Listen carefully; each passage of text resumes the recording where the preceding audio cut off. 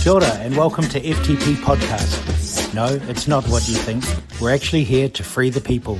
My name is Dion Freeman and I'll be your guide and host as we go on this epic journey together, discovering ways that we can free the people. Welcome to the FTP Podcast. My name's Dion Freeman. I'm your host today. And today we're joined with a very, very, very special guest, a majestical guest you might call it. Brother, could you please introduce yourself? Ko Zahn taku ingoa. I was born Zahn Simeon. Ko Zu taku ingoa. I was born in the system and I'm from the system. I was created out of a trauma response to protect the inner boy inside of Zahn. What animal you feed is what animal you get. Ko Majestical Taniwha. I was created in space and time in the Wairua realm to heal the anger inside of Zu and the trauma that he carried, plus to heal the inner boy inside of Zahn. Brother. Kia ora, bro. Kia ora.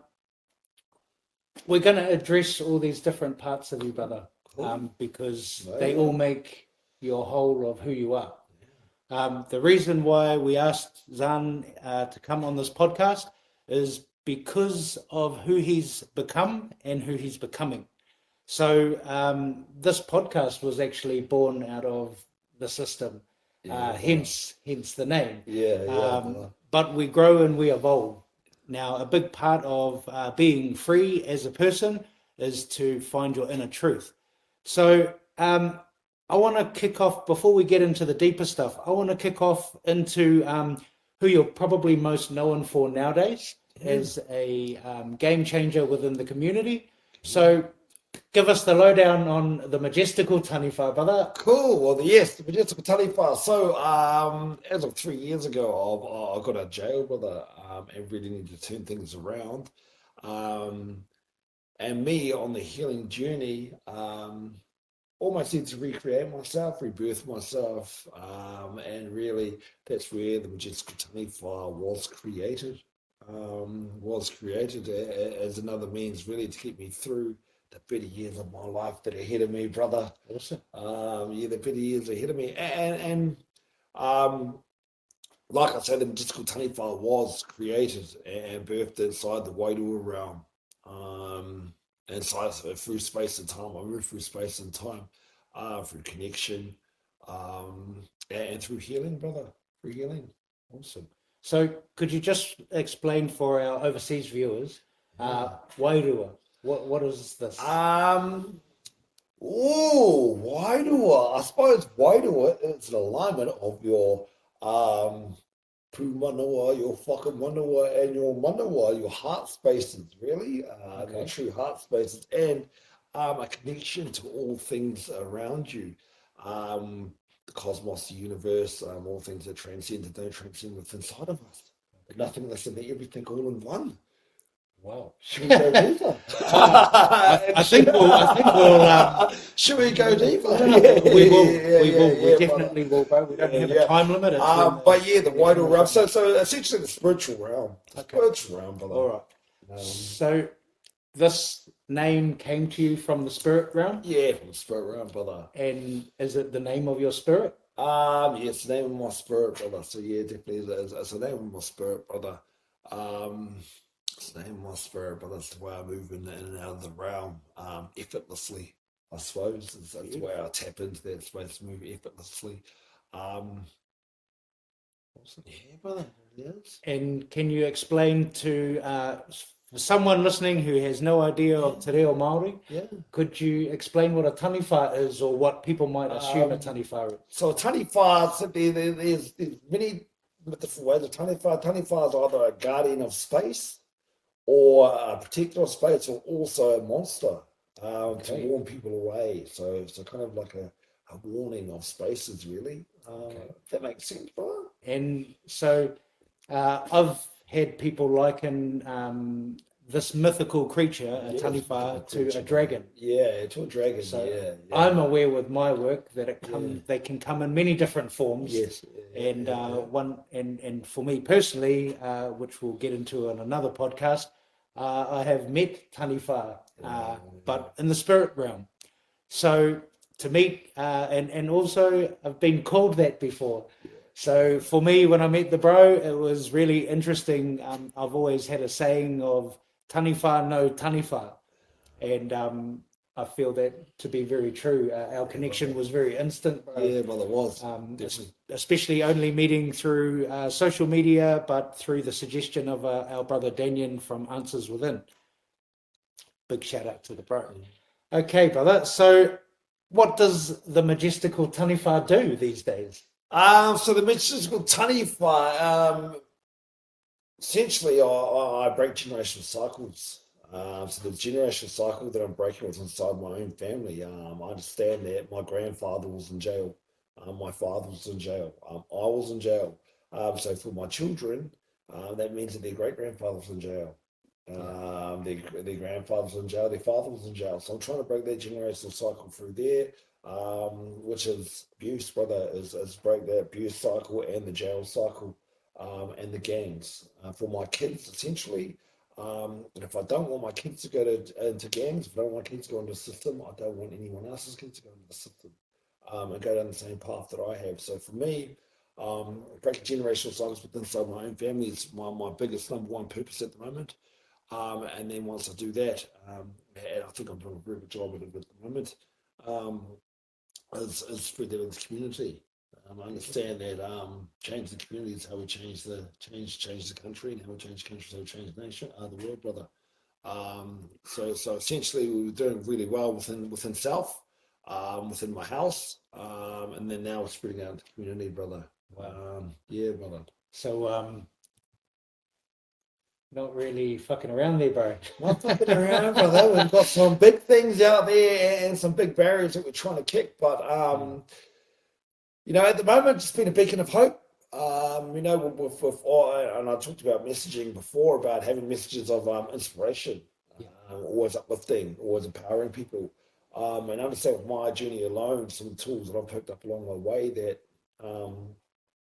collectively, if we heal, if more people heal together, we'll get further as a people together. And it makes it easier for people like myself, people like yourself out there to do things. If more people on board, because it's a collective, especially when it comes to freeing the people. Collectively, man, we've made some poor decisions. Collectively, brother. Throughout history. Throughout history, brother. Yeah. And I think one thing now, with the age of information, now we can connect through social media, through other platforms. We can change. We can start to change it on a mass level. Yeah. Brother. I see you making that change on mass levels. So we'll just get into a couple of the different things that the Majestical Taniwha gets up to. So you have quite an online presence, bro. And I think I feel a bit shit about it, because I only really got a click on who you were at the end of last year. However, you set out a challenge, the 30-day challenge. And so I didn't realize that was a person on the hashtag. I thought this was a Majestical Taniwha challenge of being majestical in a Taniwha. So can you walk us through, how does it go to be on social media? So that's it. And I started my social media platform 2 years ago. So expeditionally picked up this year, in the last year. But essentially, the 30-day 100-word challenge is a challenge where for 30 days you share 100 words, roughly 100 words, which is roughly 3 minutes a day, about our mental health. Whole order. And that's what it essentially was. So it became me just tapping in to share, really, with my mother, because I got my son in the house after being out of jail for 9 months. I think I was out of jail for 9 months, which is a fast turnaround, because I've been in jail for so long. I've been incarcerated maybe for the last 7 to 10 years, and 9 months was the longest I've been out of jail. Actually, 9 months was the longest time I've been out of jail in that space. So I wanted my son back in the house in 9 months. My mum had all these worries, fears, which probably right. It's probably right to have those fears. She only wanted the best for my kids because she'd been becoming mother again of my kids. Also, plus she just had some worries about me slipping back to addiction, me going back to jail and abandoning the kids again. Okay. So I really wanted to create something where my mum could see some of the work that I was doing every single day, which was getting my son into a routine, getting him back to school, watching us heal together. Um, so I created the 30-day 100 challenge, which I thought for 30 days I was going to tap in, show everyone what I was going to do to hold myself accountable, but then also talk about day to day because I was in Invercargill at the time, didn't have many friends around me. Okay. So it's for connection to also talk about how I was feeling through my days, and I wanted to make a real clear, honest, true depiction of what I was going through. So the bad days, I was tapping in saying, "Today's not a good day. I want to be here for 100 words, and I'm counting at the moment. It's just one of those days." Yeah. And we all understand that. I know that social media, we love to glorify a whole lot of different things. And when it comes to mental health and wholeness space, it's just not a reality that we all move through every single day of our lives, and we're just out here beaming, we're out here having good days. And it's okay not to be okay sometimes, but it's about how we process it, how we respond to things, not react to things. So that period there, I started kind of showcasing that, and then people started doing, "What's me, brother?"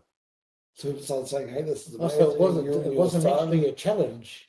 No, I was just doing it myself. And then people started saying, "Hey, look, I Oh, want to do it with you. Hey, look, this is amazing. I think I could do that. You're really inspiring me." And then people started doing it, and then we made it a challenge. We made it a challenge for people to do. wow. And then we got hundreds of people all over New Zealand, Australia doing it, Yeah, yeah. sharing their stories, sharing their journeys. And that's one space now. I'm still here and have created a platform, brother, out of mental health, whole order, and father order. So father order was me being a father. Beautiful. And we're still here today, live, kicking, well, the boat's well out to sea, brother, Yeah, we're in deep yeah, waters. And it was a Wairua-driven kaupapa and a Wairua-driven waka that we were on. yeah. And people, and that's one thing that we always said, it was a Wairua-driven kaupapa. So we want people to go on there, whatever their Wairua, however they felt at the time, we wanted them just to let it be. Whatever the journey was what became of the challenge. Yeah. That's why I was a Wairua-driven waka too, because when you jumped on the walk, you didn't have to be on the walker to be part in the kaupapa. Even if you're just commenting on people, giving words of inspiration for people who were doing the kaupapa to get through. And the audience were beautiful, and they still are. There's still people there that watch me from the very beginning that still support my journey now and support people that were on the kaupapa. And we've got a beautiful network that we still see each other, kia ora, mauri ora, and we still tap into each other's lives and things like that. So it's still alive and well at the time now. Really Yeah, I got know 24 there's hours. people still doing it. Yeah, but there's still people doing it. Yeah, yeah, Still yeah. people And around have now, just found it. just found it. And I guess that is the beauty of the internet in some Internet, brother. cases, Yeah, it is. when it's something positive. Yeah. Okay, so this was how I found out about the Majestical Taniwha, because I had friends from different times of my life periods, who were popping up with the hashtag. Yeah. So for me, I just thought, oh man, people are starting to get into the spiritual space. So we're just going to clock this up. Wairua, spirit. So, yeah, brother. Yeah. Yeah. Waka, boat. Yeah. And then kaupapa is along the lines of the program or the body of work that's happening. So well, brother, that's amazing. And like I said, dudes that I went to school with, dudes that I was in jail with, dudes that are in the healing space. So you're really breaking through, as far as people would say marketing goes, you're breaking the mold in the sense that we have a target market. So the brother's reaching the masses, and this is what I believe is the way to free the people. Because if we're boxed into a certain demographic, which both you and I have been boxed into from early days, that limits the potential if we allow it to. And so you're breaking 100 different molds for 100 different people on the daily. Yeah, brother. That was a beautiful thing about the kaupapa and about what we're doing at the time was even if you just wanted to join the kaupapa because you needed it, you needed inspiration at the time, or even if you did have some really good tools to inspire people, was the other flip side of the kaupapa. So we had people that were working in rehabs at the time. Then we had people that were in rehabs at the time. We had people that were probation officers do it. We had all different types of people that were doing the kaupapa, gang members that were doing it. We had all different types of people, all walks of life doing it. There was a beautiful couple, or married couple, were doing it, talking about relationships. Wow. Just to inspire people. And then some people were there coming out of addiction. Some people were there doing it because they've just got out of jail and needed extra support around that. So it was a beautiful kaupapa for people to either inspire people, uplift people, and empower people, but then also people that needed to be inspired, needed to be held accountable, needed to have a space where they could actually talk about what they're going through at the time, because they just needed an ear to listen to. They needed people to hold space. And I think, as crazy as it sounds, brother, that when you push record, this is the flip side of everything. Once you push record at home, you're essentially talking to yourself, because you're looking into your camera and there's no one really there apart from a phone, brother. So you're actually really talking to the universe about your wants and your needs. Essentially, so it's a gratitude appreciation machine. Plus, everyone there gives thanks to the people out there and always talks about other people that are on the code. My brother's person here inspires me to be understand and manifesting a gratitude appreciation machine that it became. Boy, it just became a gratitude appreciation and manifestation machine. A lot of people were just kicking goals everywhere. And I think that's what it really was. It was buying into people's positivity, and feeding into that taniwha, feeding into that positive aspect of what a taniwha is, the majestical thing. And then really it was sharing people's day-to-day life with them, which was making heroes of everyday people. Right. Not having to look over to inspire to the people that, that are celebrities that we think that are so far reach. It was about being showcasing people in our own backyards, brother, just doing everyday, normal, mundane things that we take for granted. You must be proud of that, brother. Yeah, brother, I'm very proud of that, and understand that's kind of that's why I keep doing lives and things like that. And sounds social, it exponentially got me to where I am now. Yeah. Come May the 15th, brother, I'm 3 years of being out of jail, brother. What I've achieved in that space and time, brother, has been amazing. For me, it's been amazing, brother. Yeah. Right. I've just got me and my family, brother. It's been amazing for people around me. And I think that social side of things on social media and me being accountable here, being so publicly accountable for everything I do, is exponentially speed up the process. Yeah. Exponentially speed up the process, and you can see the growth. I've turned up here. At one stage, I've turned up here every day for nearly a year and a half.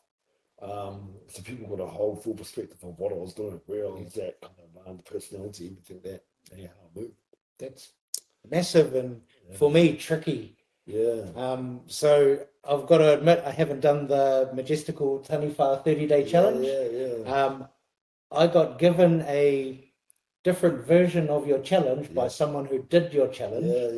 Yeah. So when I got given the challenge, I was like, I can't do it. I'm heading down to go and live in my cave that I used to live in for 4 days.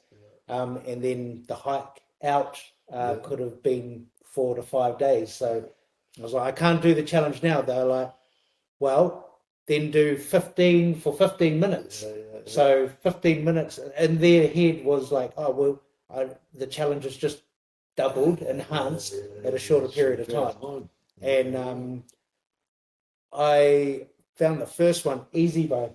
Because obviously I'd just been in a cave for 4 days and done a 4-day hike out and was charged up, Stewart Island, Rakiura, nature. Hadn't really seen any people, so I'm like, blah, blah, blah. And I have not been a fan of cameras, especially video cameras, for a long time. But what I found was hard to be accountable. Oh, kia ora, some balloons. I found it hard to be accountable when I was tired, bro. Yeah. So my days, like you were with me for most of yesterday, for the last part, but my days usually start 7 a.m. around then, and they don't finish till 11 p.m. So that couple of those lives didn't happen till 11 p.m. because I didn't have 15 minutes. Yeah. So how do you find those days, bro, when you just feel like you tap in, brother, and say, today I'm not feeling it. Today I'm fucking tired. Today I've been doing all this. Today I've been doing that. Because one thing is people relate. Yeah. A lot of people out there who are at the times feeling tired and being overwhelmed and all these people is that people started relating. And what I was trying to create with 31 Word Challenge is kind of showcasing everyday life online, because I know a lot of people glorify a whole lot of things. Like you see the beautiful pictures, you see the beautiful dinners, people love seeing the lighter side of life, but then there's also that flip side of life that's the things that people don't see. When you are tired, when your kids are stressing you out, when you are kind of going through it.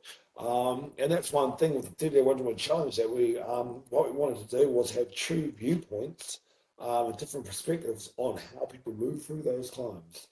So we ask people to, when you're not having a good day, please check in. And that's what we kind of do today for 30 days, just to get a clear perspective on how you move through your days on a normal basis. And I know a lot of people just would tap in and go, mate, it's late as, I'm tired as today. Today's just one of those days. I'm just tapping in. And the thing is that 100 words is roughly 3 minutes. So you just got to hold space for 3 minutes and then check in with yourself. So it's a good space to say, I'm just tired today. Yeah. Cool. So you just tell yourself, be tired. Today I'm going to try and do this, do that, whatever. And then move through that. And then some days, some people are having bad weeks, brother. And some people are actually having bad weeks. But it's a true fact of reality that, like all things pass. The good times pass. And then, sometimes the rain comes out for a bit.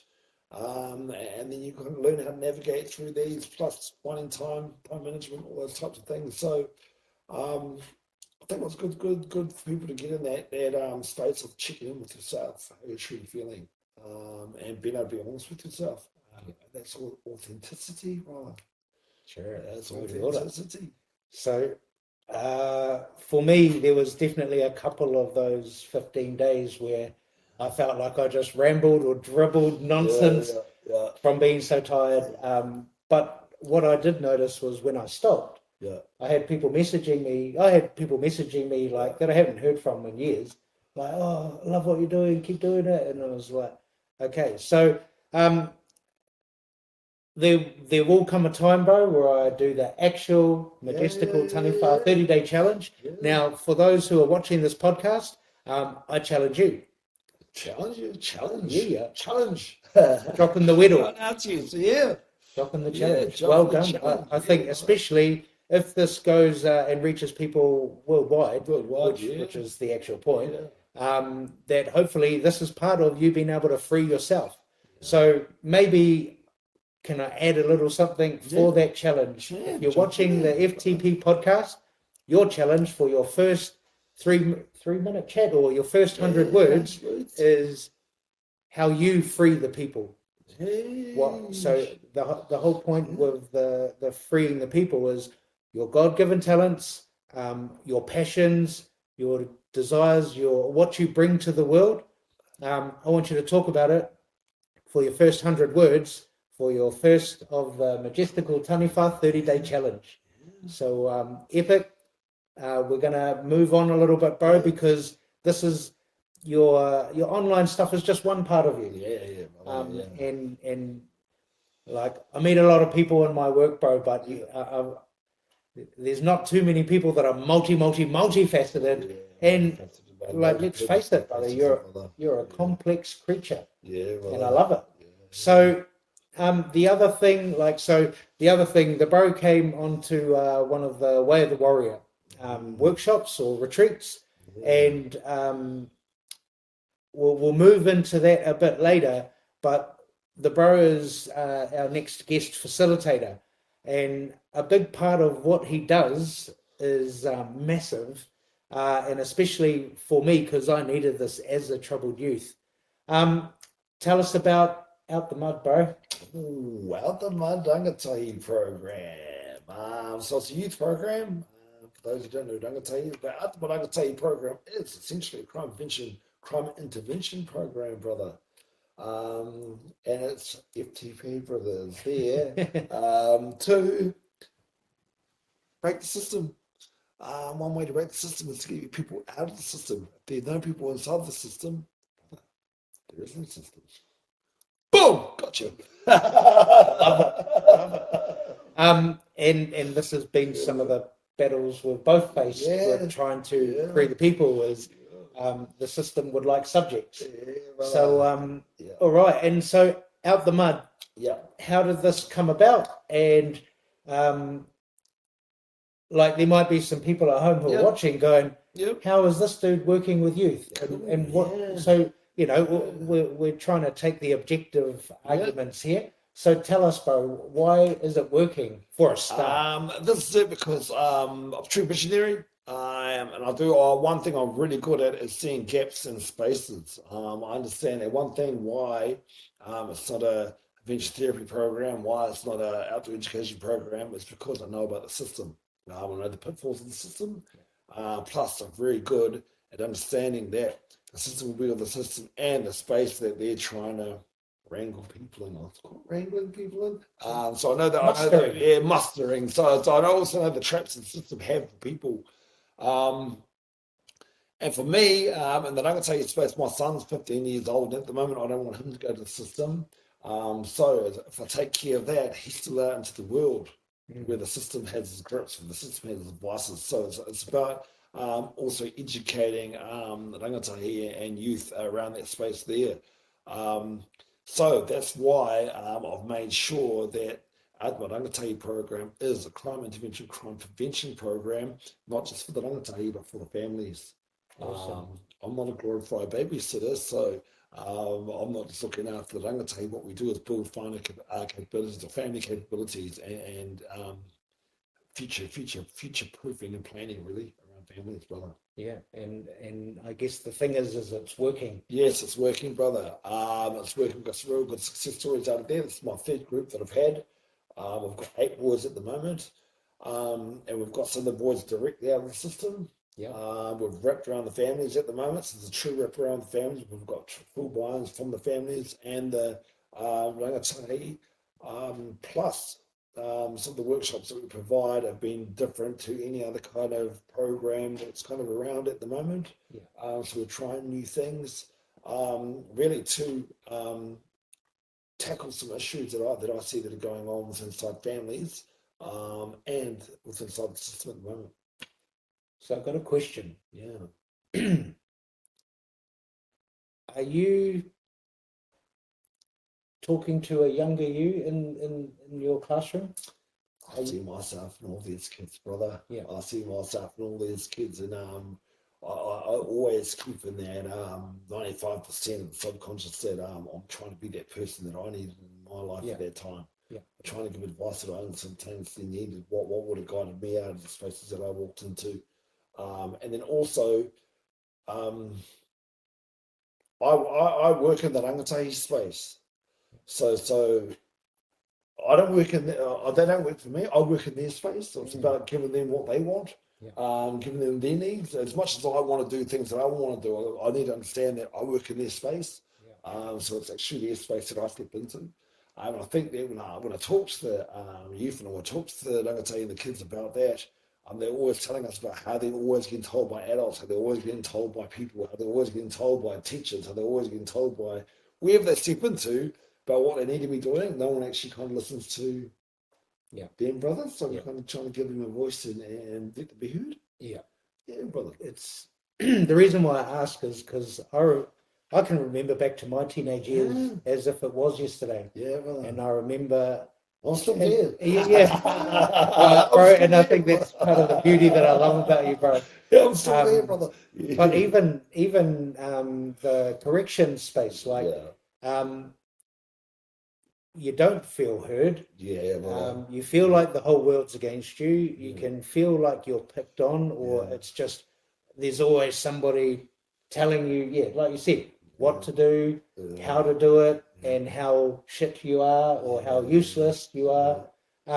So I had a real big thing of I couldn't listen to somebody who hadn't been through a day in a life in my shoes. So these kids that come through, these rangatahi, are they are they from the same lifestyles as you? Are they being kicked out of school? Are they going through hardship? Have they already been through the system, or are their families there? So we've got a mix, brother. Okay, cool. And we've got to understand kind of the times we're moving with COVID. COVID actually disengaged a whole lot of kids from schooling. Mm.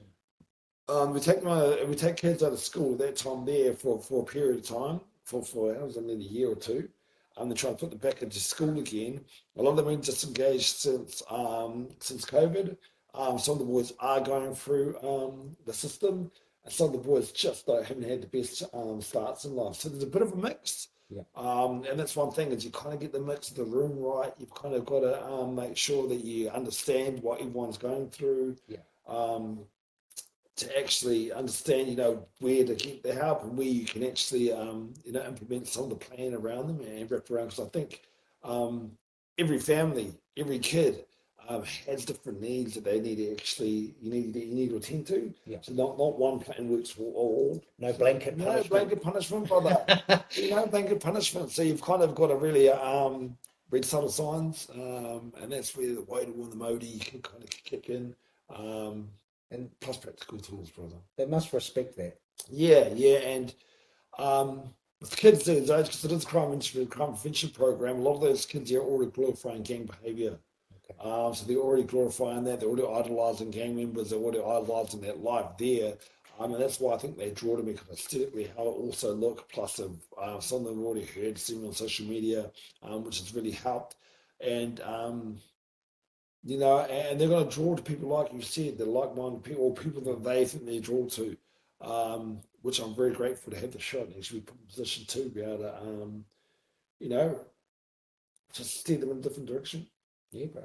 Give them a chance. Give them a chance, brother. Give them a chance. Awesome, bro. Well done. I would like to definitely come in and have a yarn with Rangatahi. So, the Way of the Warrior was actually first delivered to a youth prison, Weymouth Youth Prison. So, I felt, I went there for 2 weeks every day for a couple of hours, and I felt like I was talking to me. Yeah, brother. And the first 4 days were the hardest because they were like, "Who's this motherfucker?" Yeah. And I came dressed like this. This used to be my attire, bro. Yeah. After I got out of jail, I was like, hood Dion is no longer a thing. I want to be respected instead of feared. Yeah. Because there's a difference, eh? Yeah, definitely. Yeah. Definitely. And so I guess that's what these kids are looking at you is they respect you instead of fearing that you're going to get them kicked out of school or, that's right, brother. Okay, so... and that's one thing that I really try to make sure that, I know these kids do look up to me. I know they do look up to me, which is really easy. One thing that I've said in the past to people is that my access to people. So not a lot of these kids' families. Because I've been in Christchurch for a long time now. I've had a foothold in Christchurch. I moved through with bad intentions, brother. So a lot of people knew that side of me. But now I've kind of flipped the coin and we're moving with good intentions. People actually see the differences that I'm making, what I'm trying to do. They understand that, they respect that, more than fear it, brother. So even their families have a kind of instantaneous buy-in, plus everything that we do on the socials. I'm separate with people now, brother. Yeah. So there's a definite change there, and people really they're warming to it. And I think one thing I have earned is trust. Yeah. Because people just don't trust in the system anymore, brother. Yeah. They don't trust in even the schooling as a system, brothers. People have lost trust in that. And I'm very grateful that people give me a choice, give me a voice to actually try and make some changes and trusted me to try and do things different, brother. Yeah. Well, the kids must hold you accountable as well, bro. They do, brother. They do. As we would have back in our day. And they do. So, and that's one thing, accountability is one thing. And at the moment, I've talked to you too about it, I'm trying to correct them all the time, just bringing the kids, bringing awareness to the space of how they're behaving and maybe some of the things that they could do. Because it's going to be, they've got to actually understand what self-discipline is, because people aren't always going to be there to guide them through. So one thing that we're trying to really prepare them for is adulthood. Yeah. And get them out into being an adult, and they're between the ages of 14 and 17, so they're right on the cusp. Wow. They're sitting right on the cusp, and to be honest with you, brother, a lot of the behaviours that they've actually got they're unlearning a whole lot of things with me. So they're unlearning a whole lot of things, really, emptying their cup right out, to fill it up, and with love, understanding, brother. And just a bit more understanding of themselves, of the position that they're in, the cycles that they're in, brother. I always talk about cycles that they're in, how we're breaking those, and changing some behaviors. Change some behaviors, brother. That's some of the main things we could. So there was something you said just before about discipline. Yeah. And for me as a kid, discipline meant getting a hiding. Yeah. Discipline was never, it was always a punishment. Yeah. And so you met on the last Way of the Warrior, our last guest facilitator, Jason Subby. Yeah.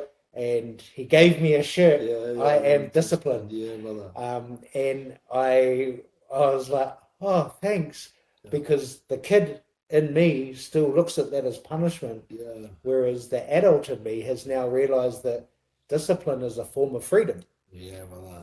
If I choose, if I make those rules and I stick by them and I hold myself accountable and I am disciplined, then that gives me freedom to move in the ways that I move, It gives me freedom to enjoy the rest of my day if I get up. So the brother went through the Tibetan rites with me this morning. This is part of my discipline. Yeah. It's part of my practice. Yeah, brother. And I think also within the Hawara space or the healing space, I'm disciplined when it comes into there. Yeah. I have my prayer, my karakia, my different crystals, the way I set up a table. It's all a discipline. Yeah.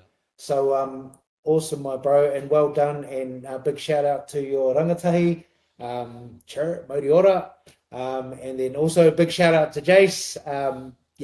Thank you for that shirt, because I wear it with pride now because I've found discipline. And I talk to the words about the cornerman all the time, like I made that up. Jason. So, yeah. So can you tell us, because I think it's something that I watched really stick with you. Yeah. So tell us what Jace shared that changed something up for you.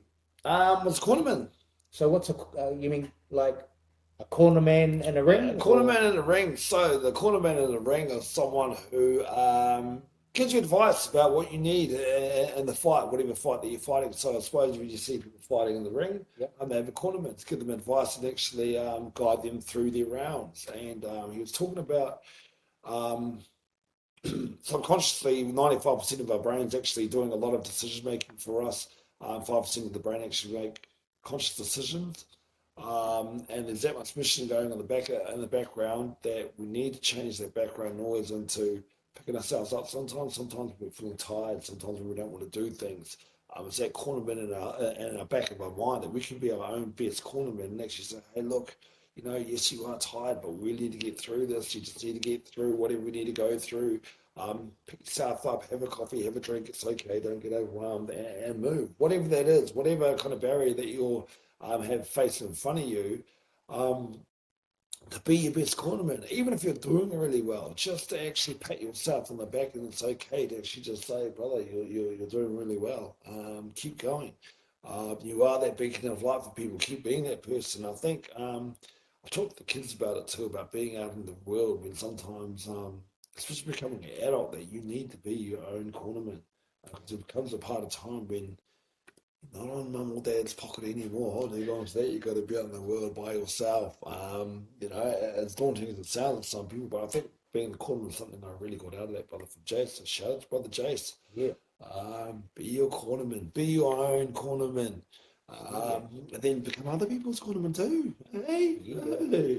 So for those of you at home who don't know who Jason Sutty is, look him up. King in the Ring is one of his businesses. One of his promotions for I think it's just kickboxing. Arsenal X is another show, and then ETK Gym, and then the Extra Link. Highly recommend the Extra Link. So this is an online workshop for you at home, and the brother Jason is he's 6-time former world champion of Muay Thai in 5 different weights. So from a small dude fighting big guys, and just a hero of mine since I was a kid, and I'm grateful enough to be a friend. And he's also a student of Honohono. So this is one of the cool things is like tough men are changing the game now, bro. Yeah. You know, they are stepping into these healing spaces and freeing the people. So check out the bro's socials, check out his online workshop and his shows. All right now, brother. So where do I want to move to next? I want to move to, we're going to go, we've already opened the Way of the Warrior door. So what was it for you? Because you said something about deserving it. Yeah. So tell me, Way of the Warrior, how was that for you? It was amazing, brother, because the 3-day wonderful challenge. I'm going to tell you program a couple of things of what I do in the community. So for me, you know, I get really busy. I'm forever creating. I'm forever trying to find the next thing, the next fix. Because I was an addict one day, so now I'm just replacing my addiction with a whole lot of other things, which is chasing something always, brother. So I'm very aware of that. So it was really good to be able to just come out of here, disconnect from what I was doing, and actually hearing those things of, especially being in space with a beautiful space, brother. And I think sometimes when you're in the city, you get caught up in just where you are at the time and the rat race, brother. It's the truth back to reality, brother. So it's been a come out and disconnect from that, and then come out, and then I think you and your brother Daniel were saying, "Hey, look, this leadership, wānanga," you know, and I was just looking in awe around the space of where we are and the connections that me and you had already to the space around here, around the whole whenua around here. Um, just hearing that, you know, I do deserve it, kind of, something I keep reminding myself, you know, when I came, I remember coming in and I kept sighing, what's the sign like water? Ah. I was side like 100 times that day. It was just that release of just being able to relax, brother, and actually give myself that space because I'm high energy. If you didn't know, you can't see it, you can't feel it through the camera. I'm high energy all the time. Yeah, high octane. Definitely. High octane. So it was good just trying to come out and relax. I remember just sitting here thinking, man, I was keeping silent. I couldn't help it. It was like a release, brother. It was what's going on. And then just understand and then you know, give myself that space to do deserve it. You know, it's served me well, brother. I understand making that we're doing everything that we're doing. And sometimes, because I am high energy, I'm on the go that much. I don't actually give myself that space to actually kick back and say, you know. Yeah. For me, it was seeing you and the brother Jordan from the Tawa Foundation walk through the door, and Way of the Warrior wasn't always aimed at leaders, but this block here at Manawa Retreat has been aimed at the leaders because of exactly that, bro. You know, and even for myself, I still pinch myself being here, like, oh, that's right, you deserve it. You do good things, do the mahi, get the treats. Was another quote from one of our other guest facilitators, Kane Briscoe, who wrote a book, Tools for the Top Paddock, about clearing that mental space. So yeah, you'll have to get onto him. He's another friend of Daniel's as well. Our brother Daniel, rocking it in all those spaces. But when you rocked through the door, bro, and you just looked around, seeing your eyes, and then you looked at me, and I was like, "You deserve it, brother." And you were like, and that was the first side. And then you went to get your bags, and then you came back in, and you like looked again, like a deer in the headlights, almost, bro. And for me, it was no shit, brother. That made the whole program worthwhile. Yeah, well, that was cool. Because really someone who moves in the world like you do and gives so much of oneself to free the people, to get people out the mud, to promote activation, to promote reaching for your dreams, and that you can do it. It was just time for the universe to give back, my brother. Brother, it was beautiful just coming in the space and sitting in here. I think coming to the gates even, brother, it was just instantaneously. Instantaneously. And I know that kind of words of power thing, brother. Words have the power to actually really give and actually destroy as well. But those, you know, just hearing that was affirmations to myself, just to let those sides roll on, brother, and just take it all in, brother. I really didn't loved it. Well, you know, that's manawa in a short term is your heart resonance. And, you know, your mana is your personal essence in a strong sort of point, and wa is time. So it's time to bring that out, awaken it, and share it with the world. And okay, so from that workshop, what have you noticed? Are you moving differently at all? Are you moving different? Yeah, we're moving different. We're moving different. So, from the workshop, I came into the workshop with needing the space too, because around me, my family, my brother here, I can talk about it now, brother, because he's on his feet now, and something that I really want to address. But my brother had a really good shot at suicide, which at the time, you know, I was, you know, personally myself, boom, pumping. And then that day I'd been a 2 week process, 3 week process before coming into this place. I'm not even, but I remember I wasn't even sure that I could make it here. We got the call a few days before, and he was like, "Bro, I don't think I can make it. My brother's in hospital. We don't know if he's going to make it. I might have to go back to Invercargill, but I really want to be here." And bro, I felt disheartened for you. I felt for your bro. I've never even met him. But you know, I've been there. And my thing was, we'll just give it to the universe, bro. But you go do what you need to do. You do you. And then that opened up where he did a turnaround.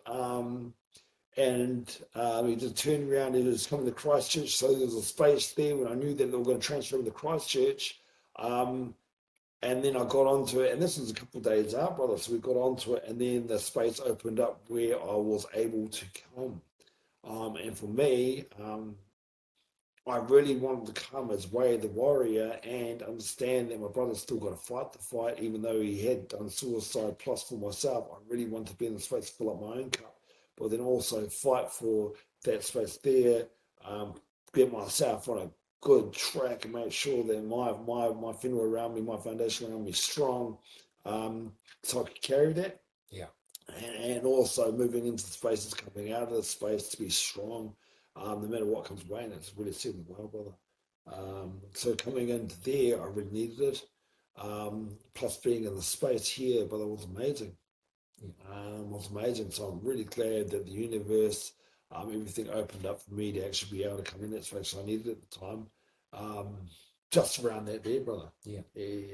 And so the other leaders that came through, we had different leaders. We had this is the one. We had Daniel from Answers Within. We had our brother Wayne from South Island Liga.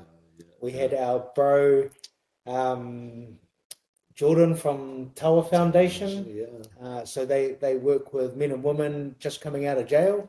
And then we had our Icelandic brother, so a brother all the way from Iceland, who is a builder, but also Pete's got a few things on the rise, and I have no doubt we're going to see some good things happening with the bro.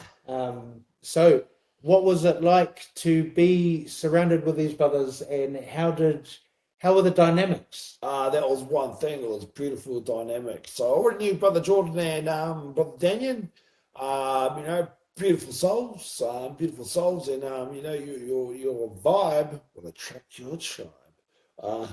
Hey, and one thing was that it was really cool having the champs around. So usually I don't have expectations when I go into one spaces, but this one space I thought it was Way of the Warrior. Jackson thought he's going to punch us around.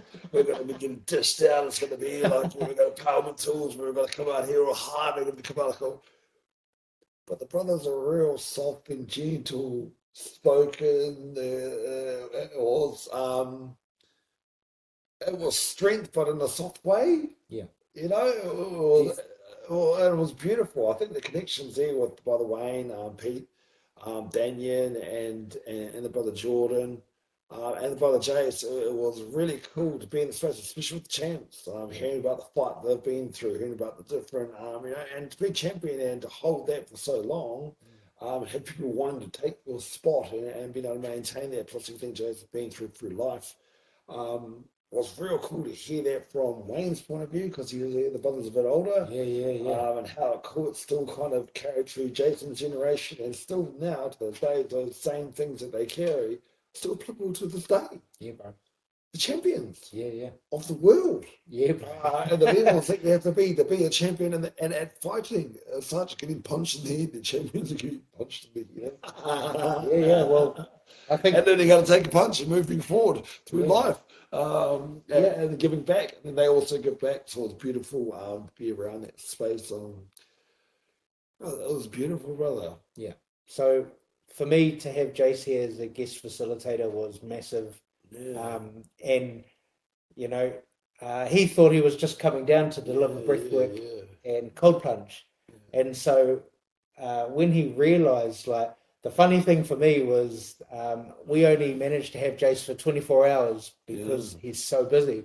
But I watched the bro's lights turn on and he loved it. And I think for me, as the facilitator and creator of Way of the Warrior, I think the beautiful thing for me with this space, and like this program was written from jail to bring out my authentic self so I didn't go back to jail, because you talked about it before, the masks that we wear from youth to try and be hard, to not get beaten up, to the fuck you mask and I'm tough, I can handle myself. Like, those carry on with us. Trauma responses, brother. Trauma responses, exactly this. And so to take off those masks and those veils, to show you've said it before, authenticity. I believe every one of you men showed up. And I also don't think any of you really wear the mask. You have found your core essence and your true self. But for me, it was to watch your inner child come out to play and be loved and respected. Like Daniel said it, he was like, bro, how did it feel to have 4 of the baddest men on the planet, or in the country at least, on this workshop doing spiritual stuff? And for Daniel, it was actually the healing stuff. He was like, how did that feel? And I was like, oh, we're all just human beings. But then looking at it from somebody outside who would have seen, these tough motherfuckers, these really tough men. The thing that I loved about it too was there was strength in that. There was real strength in everyone being gentle with each other. And there's some real strength in that too, brother. Just even watching Jason and Wayne's kind of relationship, how humble Jason was toward Wayne, because obviously he came before him, and just watching that kind of relationship, it was cool. And Wayne, how kind of humble he was. And the bro didn't tell us until the very end that he was the 9-time world champion, and the way they used to fight used to be, but he didn't really have the same gloves and all that type of stuff. And kind of, I was listening to Jay talk about it the day before, because we were at the table, about how he'd done all these things and how he trained his trainers. And, trained a lot of people that Jay's been around, but it was beautiful, beautiful to watch, brother. Just like relationships there. And for me, I love watching other men really, own that space too. Open up, brother. And I think that's one thing out there, being in the space, especially being in the Rangatau space, is that, I come from a fatherless generation, brother. There's privileged generation going on at the moment. So just to have good male modeling to me, is something that I love seeing, brother. And I think that we need more of out in the community. I haven't heard many other people say that, bro. That's been one of my terms, the fatherless generation. Yeah, fatherless generation, brother, we really are. And even when they are there, bro, not being present. They're not being present, brother. And even now, brother, we're a parentless generation now with addiction, the way that it's gone, when incarceration levels gone, poverty levels gone, brother. It's sad to say, but a parentless generation. Well, my kids for a long time were brought up with my grandmother. I was with my grandmother. Because I was in jail and stuck in addiction. Wow. Yeah. All right, bro. So, how did you find? So, the other thing that is a misconception is people think they come out here for Way of the Warrior and they're just gonna go through a boot camp. So, I No, mean, we did a fair yeah, bit of exercise, yeah. but did it break you? No, it didn't at all. And that's one thing I kind of, before I was coming out here, usually I don't go into these places thinking I know what was going to go on Yeah. with kind of anything like that. But I was telling the kids before I came out, I want to go get a bash by Jason Sonny. I'm going to get punched in the head by him. But at least I'm going to get told I'm going to get punched in the head by a champion.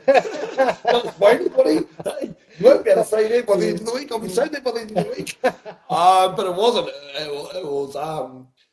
It was beautiful. Yeah, It was beautiful, brother. There was, I think, the way that you shift around into different spaces, the sauna and use all the things here, um, plus the grounds here. It's beautiful. It's yeah, beautiful recharge, brother. Really. yeah. And so, just before we move out of that, we had a couple of so with Way of the Warrior, it's never just the same program Yeah. because I wrote 7 of these programs and I fit the the program to match the people that turn up, Yep. and anything can drop on a dime. And so 2 drops were we went to Castle Hill, brother, and this is a special place for both you and I, Yeah. in a spiritual sense, a Wairua sense. Now, what did you get out of that? Castle Hill. Yeah, Um, kind of pulled me into the area since when we hit here. mm, Um, I kind of knew might have brought him in the area because I kind of haven't been out here in a few years because I knew kind of it was somewhere around here maybe because of just because the landscape. I know I was in this general direction, but I didn't realise how close we were. And also when you moved us through the Fenway here, you talked about some of the stories. I've had interconnection and some visions up there before. When you said about the grandmother as well? yeah. This is the valley, Manawa. The property of Manawa is the valley of the Waitaha grandmothers. Yeah. And I pretty much had that vision up there, and I shared it with my mother and a few people before. So when you said that, I didn't know that part. Yeah, And then when you said that, I was kind of like, oh, boom, a whole lot of things went off in my mind of visions that I had as a young person being up there at Castle Hill, um, gatekeepers of this space here. Yeah, that journey there, brother. yeah. And so, how was walking the spiral on the top of Castle Hill for you, That was brother? cool. That was cool. That was really, really cool. Doing that, it's a beautiful place there. It draws a lot of people for a reason. Yeah, So there's a real cool pull to that place when you get there. Um, there's something different about the place, brother. It's just the pull to the place, and you see, where it is, the outlook of the place, where it actually is, the center of the universe, brother. You can really feel the healing properties of that space. I don't know what it is, but there's definitely it's Wairua, brother. yeah. It's Wairua, brother. So, as a facilitator, when we came back down, we Yeah, got back here, I noticed a difference in everyone, yeah, and myself included. yeah, Like yeah, it was stillness, a yeah. calmness, but like as if we were solid as those rocks. Yeah, well, that's You true. know, Yeah, um, yeah, and I have to do the same things that I yeah, get you guys to do. yeah. So walking through the spiral and actually stating your your qualities. I don't know about you, bro, but I found it really difficult, and I was like, why did I make them do that one? Yeah, Because for me, my voice was echoing it back off the rocks back to me, and I don't know if you guys had the same experience, but for me, that was empowering. yeah, it was, brother. It was empowering. Yeah, It was empowering, brother. I think the whole week was empowering for me, yeah, which is really needed for myself because I've done a lot of trauma informed wailangas before. yeah, I've dealt with all that stuff, so now I really need to fill my cup of some empowerment tools and empowering myself really. yeah. So it's a beautiful space for that, brother. Cool. Yeah. So just before we close up the Way of the Warrior stuff, and we've got a little fairy waving out to us through the flags. Oh, a few of them. We've got a little tribe of fairies outside. IHF. Yeah. How was your experience? You got to meet the owner of Yeah. Manawa and the owner of IHF and the owner of Hydrate. IHF. Yeah, so it might be time for a crack. Crack, eh? Yeah, there you go. There you go. Cheers, brother. Cheers, brother. What Nice. do you order? IHF Cheers. by Hydrate by IHF. Get it.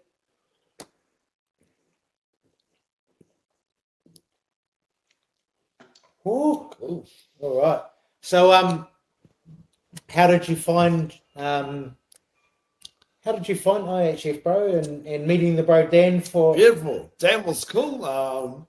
Beautiful space. I've only seen it on Instagram and on social media. I know that wall that we're at. I know that people there go there and take the photos and do the workouts. But beautiful gym.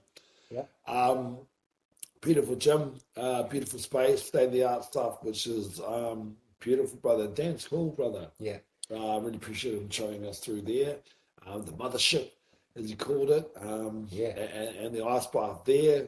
Ice bath was cool. Yeah.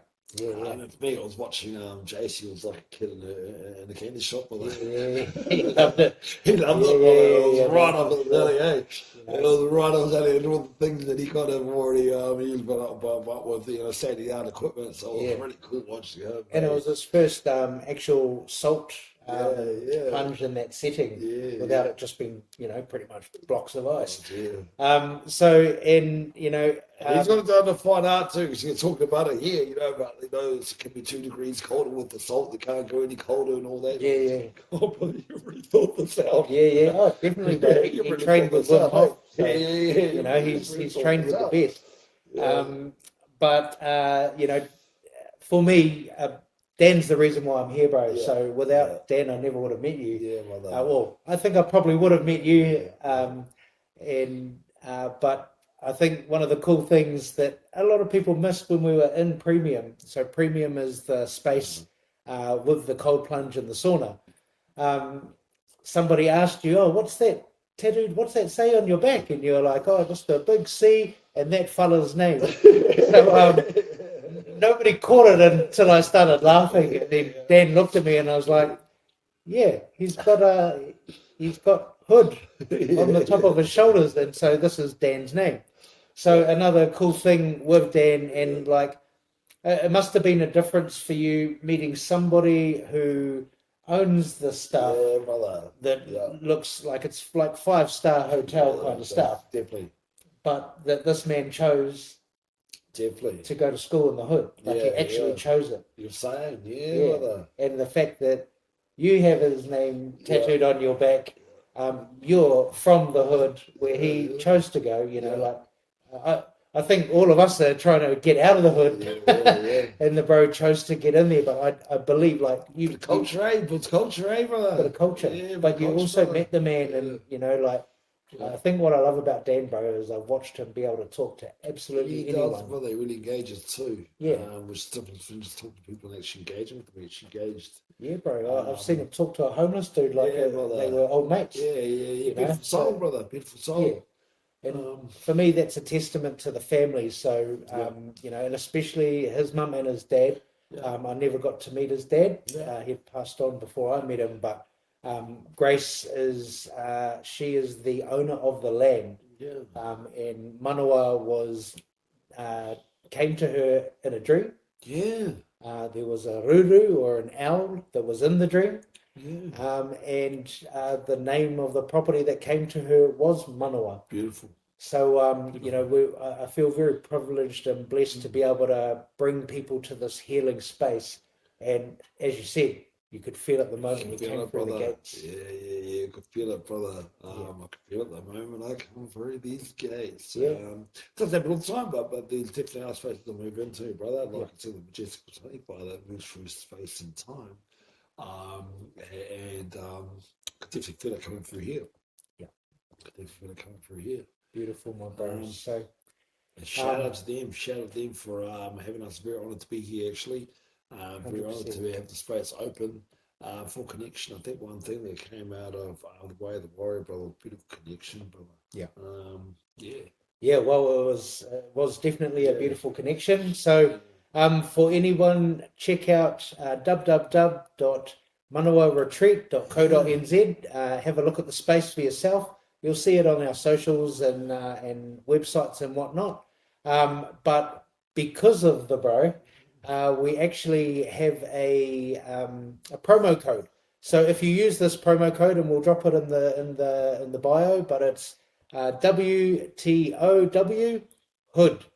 So mark that down when you email, or you sign up through the or you want to book online through the website. Chuck that promo code in there, and because of the Majestical Taniwha And over if you here, invite me out here, I'll come cook lunch for you.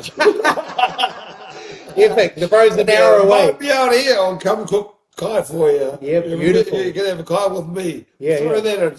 Oh wow, Yeah, bro, we'll throw that's that in. epic.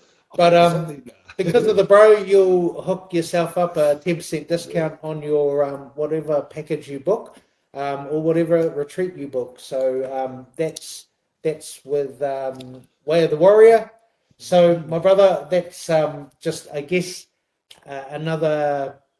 I think this is like you're a networker, bro. Yeah, This is another one of your yeah. gifts, and you and Dan connected, and I don't know if it's because you've got his name tattooed on your back, but I actually think it's, oh look, we just get fireworks even.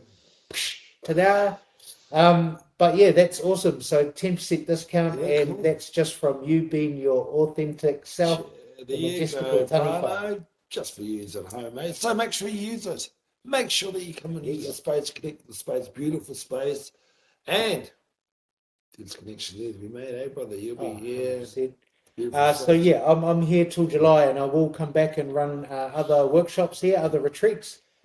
So they will range from Way of the Warrior, the Level Up retreat. So Level Up is it's an empowerment workshop aimed at business owners, corporates, or anybody who's just ready to level up their game. Way of the Warrior is I guess it's a spiritual warrior retreat. And then, of course, the Honohono retreats, levels 1 and 2 are together for a full immersion into Honohono and the medicine. And then level 3 and 4 are when you are ready to step into becoming a kai Honohono or a practitioner. So really blessed to be here, really blessed to hold space in these spaces. Now, how's your feeling, bro? The sun's just come out. Yeah. Now, we have a couple of options. We can just muscle through it and get into the deeper stuff that you have moved through into your healing journey. Or we can go do a little bit of where's the brother? Where's the Majestical Taniwha in the hood? In the Ngahere on the land at Manawa. Push through. I think You want to we're push in through? space, yeah. My man. All I right. think we're in a good space here, brother. Cool. Awesome. Yeah, I think All right. Wow. Yeah, we're open. We're open. We're on. Okay. We're on. Live camera in action. We're on. No, yeah, we're on. We're in this space. We're in the room. Okay, my bro. So, another one of what after I know you, I was like, oh, I better search this fella up. Yeah. So and that was before coming to Way of the Warrior. Yeah. So the brother Danyan was like, oh, I really feel like if you wanted to have powerful leaders from the community, from Christchurch, look up the brother Jordan from Tawa Foundation, and look up the brother Majestical Taniwha. Yeah. So when I Googled up your name, there was another podcast that came up, and shout out to TFS podcast. The brother David, I really feel like he's doing good things in a realm that we were both from. Yeah. So I watched the podcast, and like for me, bro, I guess because I came from a hood. Yeah. I've watched a few of them now, but I also like I didn't want to watch them because I didn't want to remember. Yeah.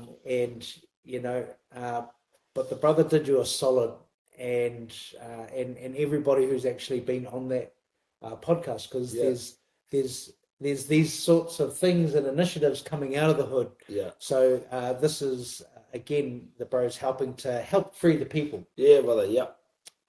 But what got me was I guess the private podcast he did with you. It wasn't Hood Diaries. It was one-to-one with Zoo. Yeah. Pretty much what I got out of it. Brother, and featuring Zahn. Yeah, brother. Pretty much. Yeah, brother. And it really so, was. Good understanding there.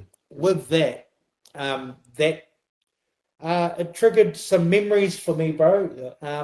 And the memories that it triggered for me were working with people from a place called Centrepoint. For those who don't know what Centrepoint is, or from those from other places around the world, Google it. The reason why it triggered some memories, bro, is because I worked on 3 people who have, the easiest way for me to describe it, bro, were they were victims of Centrepoint. Yeah, yep. One was a young man who had some pretty horrific stuff happen to him, and I got to feel all of this as he was releasing it from his body. And then, like, I didn't even want to say it to him, but I had to ask him the questions, and it's a hard thing to bring up. So I was like, "Oh, have these things happened to you?" And he was like, "Yeah." And I was like, "Wow!" And he's quite a calm young man. And then 2 wahines, so 2, I will say wahine toa, 2 female survivors, probably around your age, maybe even a little bit older. But they were like, in my line of work, when I help people to release energy and I help pull that energy out, I feel it. I'm the middleman almost to give that back to our creator, because I don't believe our creator wanted any of us to feel these types of pain. This is free will. And not all people are nice people, as we're aware. But usually not nice people are not nice people because of trauma. Yeah, brother. So, brother, this is a big part that made me want to connect with you on a deeper level and offer whatever type of healing I could to help you, because after working on them, they weren't really keen on being vocal at all about it. In fact, it was an embarrassment or a shame thing. Yeah. So can you, bro, I think it's your turn to have the floor, brother, because... Yeah, brother, just to a Centrepoint and about that. Yeah, like what Dion was saying there, I come out of Centrepoint. Centrepoint was ran by my grandfather, Bert Potter. Centrepoint essentially it's a cult. It's one of the most notorious cults or communes inside of New Zealand at the moment through sexual abuse. Sexual abuse survivor from Centrepoint. And really just wanted to share my story with Brother Dave. I showed to Brother David, who also had studied Centrepoint before I met him. There's where connections and where I'm getting guided to these spaces at the moment to do more healing. And as a Majestical Taniwha, I keep finding the right people really to walk alongside me to usher me through those doors of healing, really. And yeah, so I grew up. But not did I grow up there, I was privy to sit at the table with Potter, so I saw that whole side of things with him that other people didn't get to see inside of the space of Centrepoint. Yeah, brother. So I was there from the ages from 5 to 9. Pretty crucial time in learning, eh? Yeah, pretty crucial time in learning. So my mother moved there because my father was beating her, was sort of going for domestic violence at the time. My mother was, and I think it's natural for people that are going through it to move back to their parents' house. While my grandfather at the time had Centrepoint, which for me is a time where I was a carefree young kid at that time, but then also some really terrible things happened also. That's why I look at Centrepoint. That the idea of Centrepoint and the concept behind Centrepoint was amazing. It was a beautiful concept on paper, brother, but what was happening on in the background and the intention that Bert had for it really ruined a good concept. Do you think he went into that with that?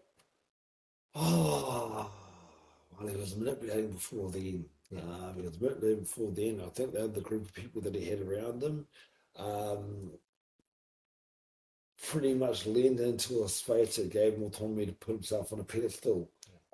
So whether his intentions were the sexual abuse, that maybe not so much at the time, but then him putting himself on the pedestal and idolizing himself in the way that he did from the very jump, we've only seen time and time and time again those spaces just get ruined by the leaders of those spaces. So I'd heard of Bert Potter as a kid. Yeah.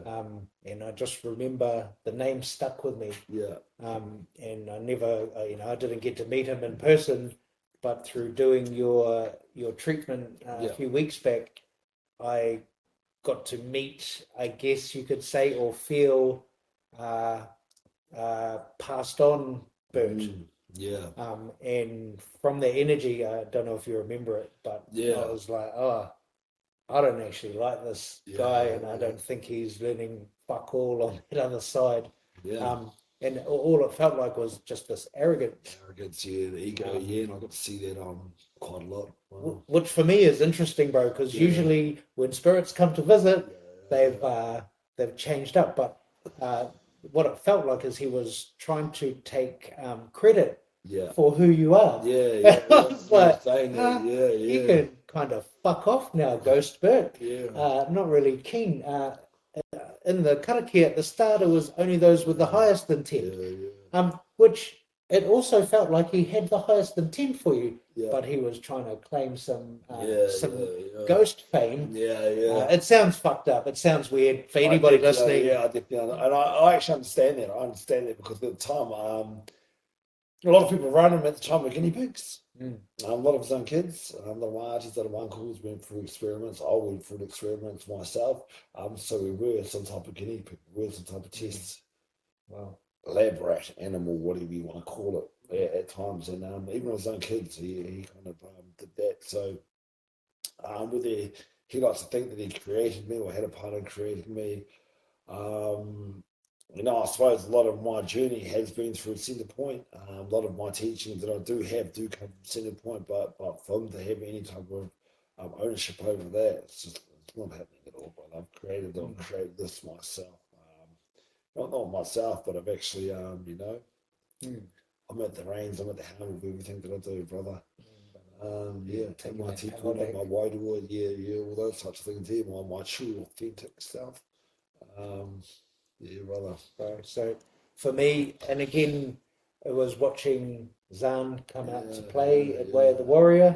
Brother. So now, do you want to go into any depth in that, bro? Because there was 2 points. So, I mean, I'm gonna add in obviously the trigger warning part. I'll break up this section. Trigger warning. But I guess 2 questions that I have. So one was around the experiments, and the other one was around LSD. Because this was part of the experiments. And also from going to Center Point, I didn't even realize it was Center Point because it had a different name. And but when I went on the land, it was actually, to host a hono retreat, which Jason Suddy came to. Our workshop one. And when I walked into the place, I was like, there's just something not right here. And then I had to go back and like sign a contract because they were, they'd made things quite professional for hippies, the way I saw it. And there was a dark energy that I would like. So, like I said, Taniwha, no Taniwha. And there was something in there that was eating energy, or creating inner conflict to keep getting fed. And we spoke about this last night, that it felt like a man-made Taniwha. So, I already had that, but we had a discussion last night and talked about it. So, we'll move on to the LSD after, but the chamber, because what I felt was the chamber was a feeding chamber. Yeah. So this is where you were telling me that experiments happened. So tell us and tell us, how young were you? What was this chamber, and how did they So I fucking would have been trick you? I would have been the ages of 7 to 9 then, and they got a hyperbolical chamber. What was it, a float tank? Float tank? Yeah, I think they got a float tank. But I mean, back in those days, it wouldn't be like the nice float tanks you go to the Nah, spa for. nah. So it was basically a silver dome. It was basically a big silver dome that you kind of had big like kind of those airlock Yep. doors kind of things, and there must have been like air getting pumped in there, and so it's sound deprivation, light deprivation, um, and your buoyancy. See, so buoyancy. I remember the salt would have been on me afterwards, but well, I remember when they first got it, one thing that I understand now that you need for these types of things is willing participants to step into these spaces. And I remember being a kid that was running around and say, look, do you want to get in here? There's a pool. And I first go, yeah, cool, I'll go jump in there. And all my other cousins were too scared. I go get in. Okay, yeah, okay, cool, I'll give it a go. And next one I'm locked in this dark space, kind of treading water at the time, and then I understand that I'm kicking and screaming and that, and then they're kind of telling me the open up things saying, hey, look, you see, lie down, stay still, do this, reach out. You see that, and then so after a while, I just started lying down, and then essentially what it is, or what I've come to know that it is that you're floating in consciousness, because you're buoyant. There's zero. Can't see anything, you can't hear anything. So pretty much you're floating in consciousness through the realm, brother. So between the ages of 7 to 9, those were things that I was getting. Then I started getting when it's LSD, getting put in there for long periods of time. And so the longer I stayed there, the longer I answered the questions, could be over. Yeah. So pretty much got hardwired into kore. Hardwired into kore, and did a lot of extra training, a lot of get pulled out. What did you see? What were the colours you were seeing? Where did you go? All those sorts of things. Like a doctor or like a scientist? scientist? Yeah, kind of like a scientist. Was it just Bird or was it more? No, it's more. Yeah, more people. More people. Yeah. So lab rat. Yeah, kind of lab rat. Yeah. Bert was kind of probably overlooking it. He wasn't. Yeah, probably overlooking it while other people were kind of doing taking down the data. Data. It's all kinds of fucked up to do this to kids. Yeah. Especially the LSD part. So when watching a documentary, because like I said, I only really have seen the documentaries and worked on the people. Yeah. But seeing the documentaries and realizing that it started off being this thing of like, and probably real new age for the fucking 80s. But different forms of alternative therapies to bring healing. You mentioned something that we'll backtrack to of trying to heal people with no trauma, which is an interesting one. So we'll get to that. But this was the facade. Yeah. And I do believe he was, I think, from what I can gauge from what I've seen on TV, what I felt as Ghost Bert, that he was the king of his little kingdom. And just basically fucking running people around doing his shit. And having experiments. And then from what I gather, it moved into quite a dark, or maybe it was there from the start, but a dark sexual undertone, including with kids. And then on the back end of funding all of that, there was fucking making LSD and MDMA. Yeah, one of the biggest suppliers in New Zealand at the time. Fuck. So place is huge. You've been out there over the I've been out there, and I haven't even been. It's the acres, you've seen the hectares, you've seen the buildings. Especially back then, like there would have been money pumped into the place. With that buildings that many sizes that there's some true money pumped into the place. And people in high places. There's people in high places who were respected in society. People that are still in high places, that are still respected in society to this day. Wow. Yeah. I look forward to the expose. Whoever's going to do that podcast. I'm just about freeing the people, not punishing or kind of bringing to justice. But still people out there, yeah. So circling back, there were people getting trauma therapy that weren't trauma or didn't grow up in trauma. Do you think that was part of creating the trauma to then see if the stuff worked? Yeah, definitely. I'm not even going to take a guess at it, definitely. Yeah. I definitely do understand that, and how do I know this? Because some of my family members come over the space. Is that I understand that Centrepoint was essentially made up from doctors, lawyers, so the best counsellors that were in university at the time. So they all around the same generation, same time. So any kind of, that's how they got identified coming out of Auckland University, and that's the university at the time. I think some of the greatest minds, teachers Of Aotearoa. We're going to call it New Zealand. New Zealand. They came from all over New Zealand also.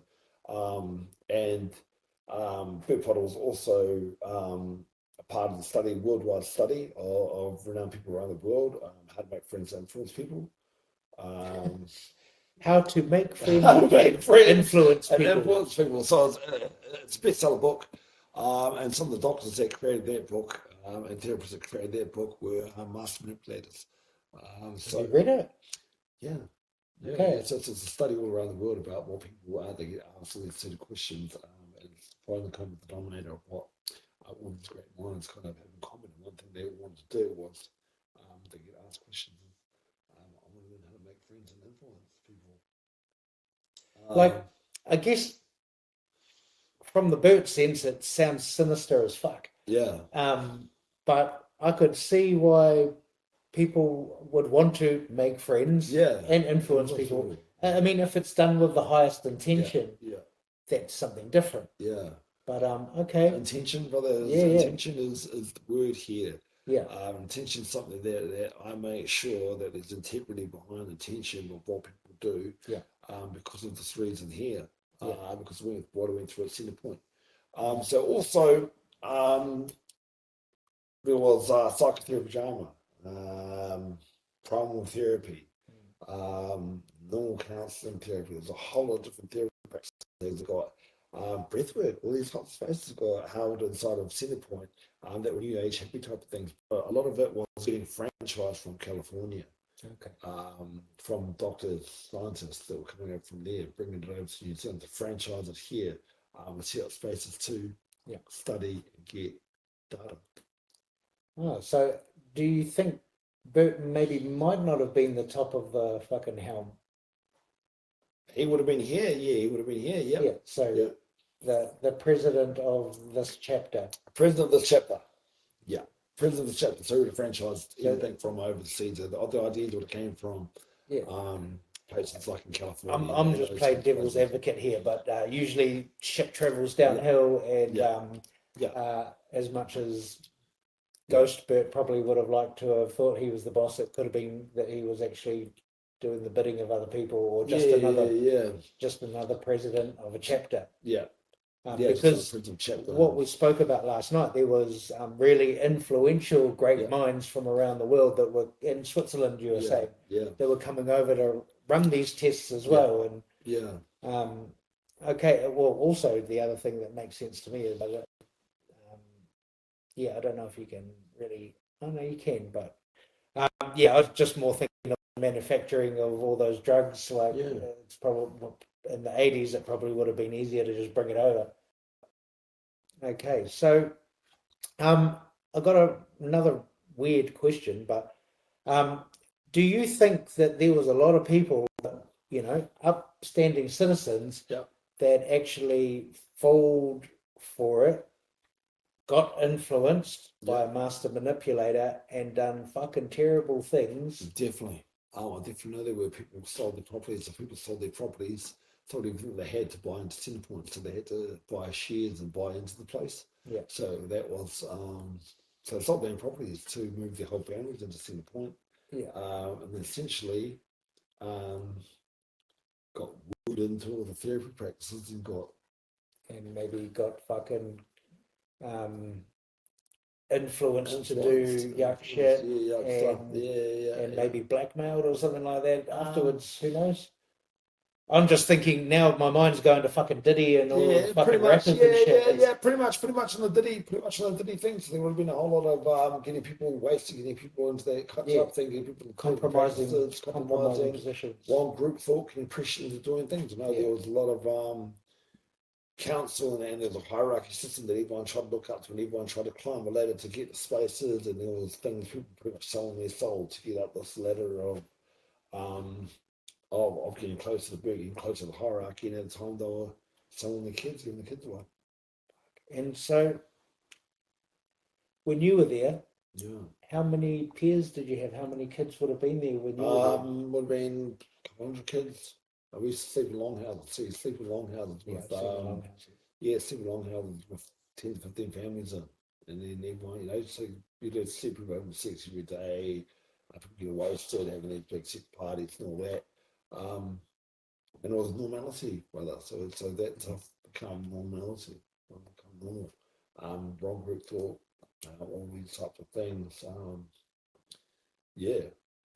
So, brother, just as a healer, Mm. and like I said, I worked on a few survivors. Is there anything that you would want to say to those other kids that were there, Um, like words of encouragement, or like yeah, just to forgive the situation, to forgive the situation, and that doesn't define who you are. You've obviously survived from it, and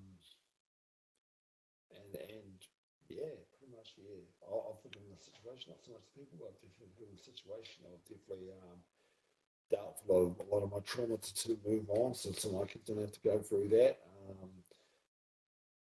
Plus, also because it was my family, sorry, my family actually did that. And it's one thing, I'm trying to be in the space here to hold my own family accountable. That little things went on there was wrong. A lot of stuff there was actually fucking wrong. As beautiful as the concept was, because the concept behind the idea was a beautiful thing. What went on there was definitely wrong. And that's why sometimes the people that put on pedestals, you really got to watch the intentions behind how they move. Intentions behind what they're doing. It's a thin line between inspiring people and influencing people, and manipulating people. yeah, Yeah, brother. yeah. So just before we move on, for any people out there who have suffered from this type of thing, any adults now who that would that be between maybe not 30s, maybe 40s, 50s, Yeah, 35, 35 up, just anybody who might have been at center point during the early years in life. It might be an embarrassing thing for the clients that I worked with. It was. I feel like if you take a leaf out of the Bros book, you can change that into a positive. But reach out to somebody. I think what I noticed with you, bro, is what it looked like to me was when you spoke out about it, and obviously the Majestical Taniwha wanted that to be quite publicly. Yeah, It looked like it freed you of something. Yeah, it definitely did. Of the momai, because it was out there. Yeah, brother. I think one thing it really did was just talking about it. Not only freed me of my, it really come from their victim stance to being a survivor, really, and then also um, giving myself and everyone else around me that chance to actually unpack things, to actually understand why I felt short so many times in my life, brother, at different stages, because of the trauma that I had coming out of center point, because of the me going for addiction, because of those things there that set up to my younger years between the ages of 5 to 9. Their path of destruction that I started off with so young. How was that not going to be a trajectory of my life till I actually understood that? Yeah. Yeah, brother. Well, we spoke on this last night because both of us had drugs, Yeah. way too young. Yeah. and then, maybe had parents who wondered why we became addicts. Yeah. So can you remember back to those early years and like what you thought was fucking going on for you with the LSD, bro? Because It'd be real funny times where I'd wake up in different spaces. So wake up in the bush, wake up somewhere, don't know how long I'm gonna be there for. I'd wake up in different spaces all the time. Not quite knowing where I was, just kind of having to come to and kind of figuring it out from there. And that's one thing was kind of coming off the back of that. It was waking up in just different spaces, brother, and having all these different visions and kind of distortion of reality of what was real, what wasn't at those times. So it was a real space of that, a real distortion of what was, reality, what wasn't, what was fucking really was in the realm, when what wasn't I like. And it always take me a little while to come to from my bearings. And then also try and cover that up. Was also another thing. For the shame in that, a lot of things. As kids, you still carry those things, you still understand those things. You want to be a normal kid like other things and kind of mimic what other kids are doing or what you think is normal. Whatever. So we spoke on another thing last night. So there's abuse is abuse, and we both had mothers, but there was a question I asked you last night because for me, I know my mum felt a lot of guilt when I became an adult, when I moved into my healing journey, and realized some of the things she put me through, some of the situations she put me through as a solo mum back in the 80s. It sort of parts of that was I can't blame her anymore, but they led to my decision making to end up in prison. And the violence that I used to enact out. And we both sort of talked about our different ways of how we feel about that. I'm lucky with my mum because we had to hash it out. And when I realized what my mum went through as a young kid, and also being very aware of the 80s and being a solo mum, and domestic violence and the benefit and all of those, taboo things that she was. And my mum was 19 when she had me, bro. So for me, I was 19 when I went to prison, and I remember like blaming her and my upbringing and all of this shit and looking in the mirror and not recognizing myself, ready to fight myself. And then I sat down on the bed and I was like, fuck, I'm 19 and I'm here. My mum was 19 when she had me. I can't even fucking look after myself. Like, she had to look after herself and me and the situation she was in with the upbringing she had. This is where we start to unpack and go backwards through generational trauma. So no doubt your mum only just sort of found out about this in the latter part of your years.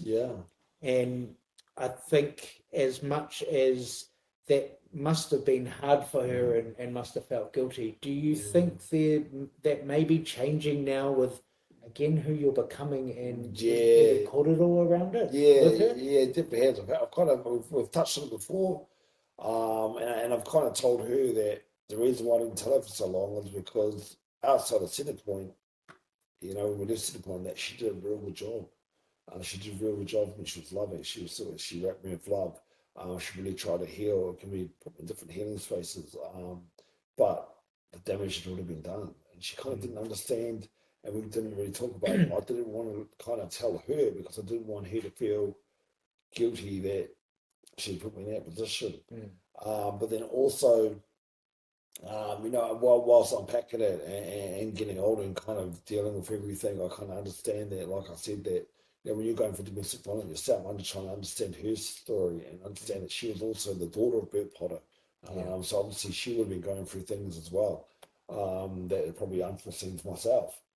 So it's just about understanding that. And I think that, for my mum, it's triggering for me to talk about these things. I'm not so public about it.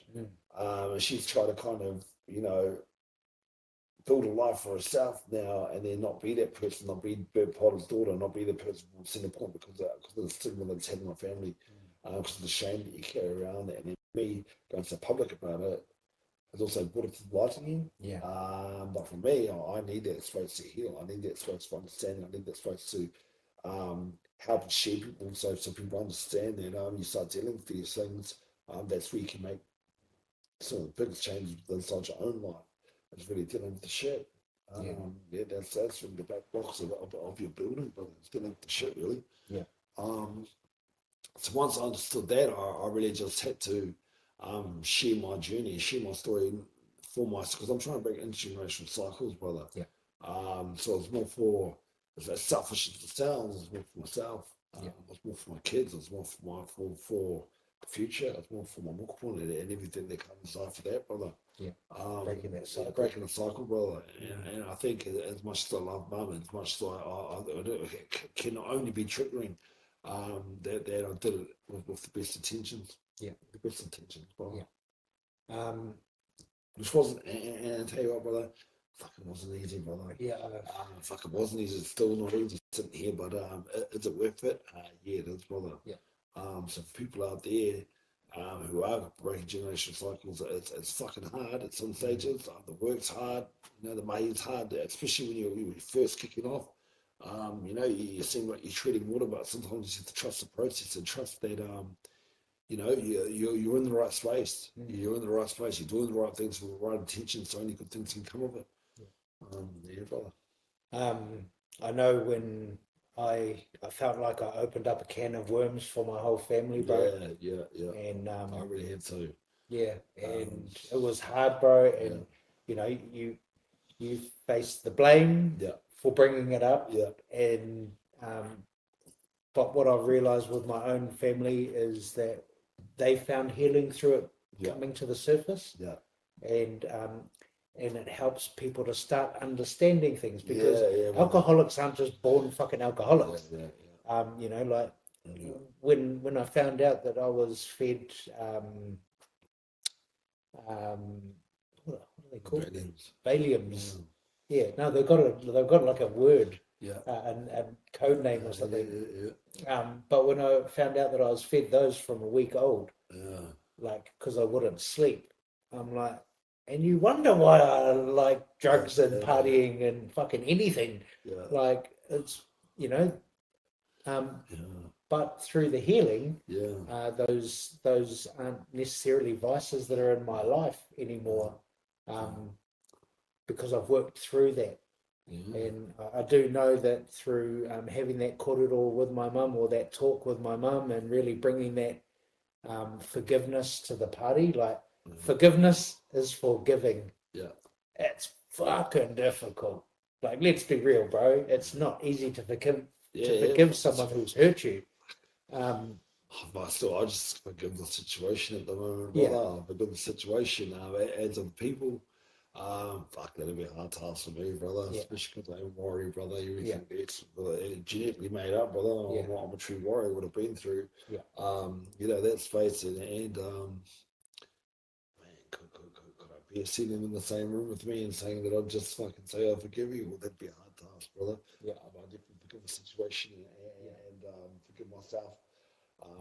Because under coming through a journey, you kind of beat yourself up when things can't go right, when things aren't happening, when you're always holding on to that trauma, will always pull you down.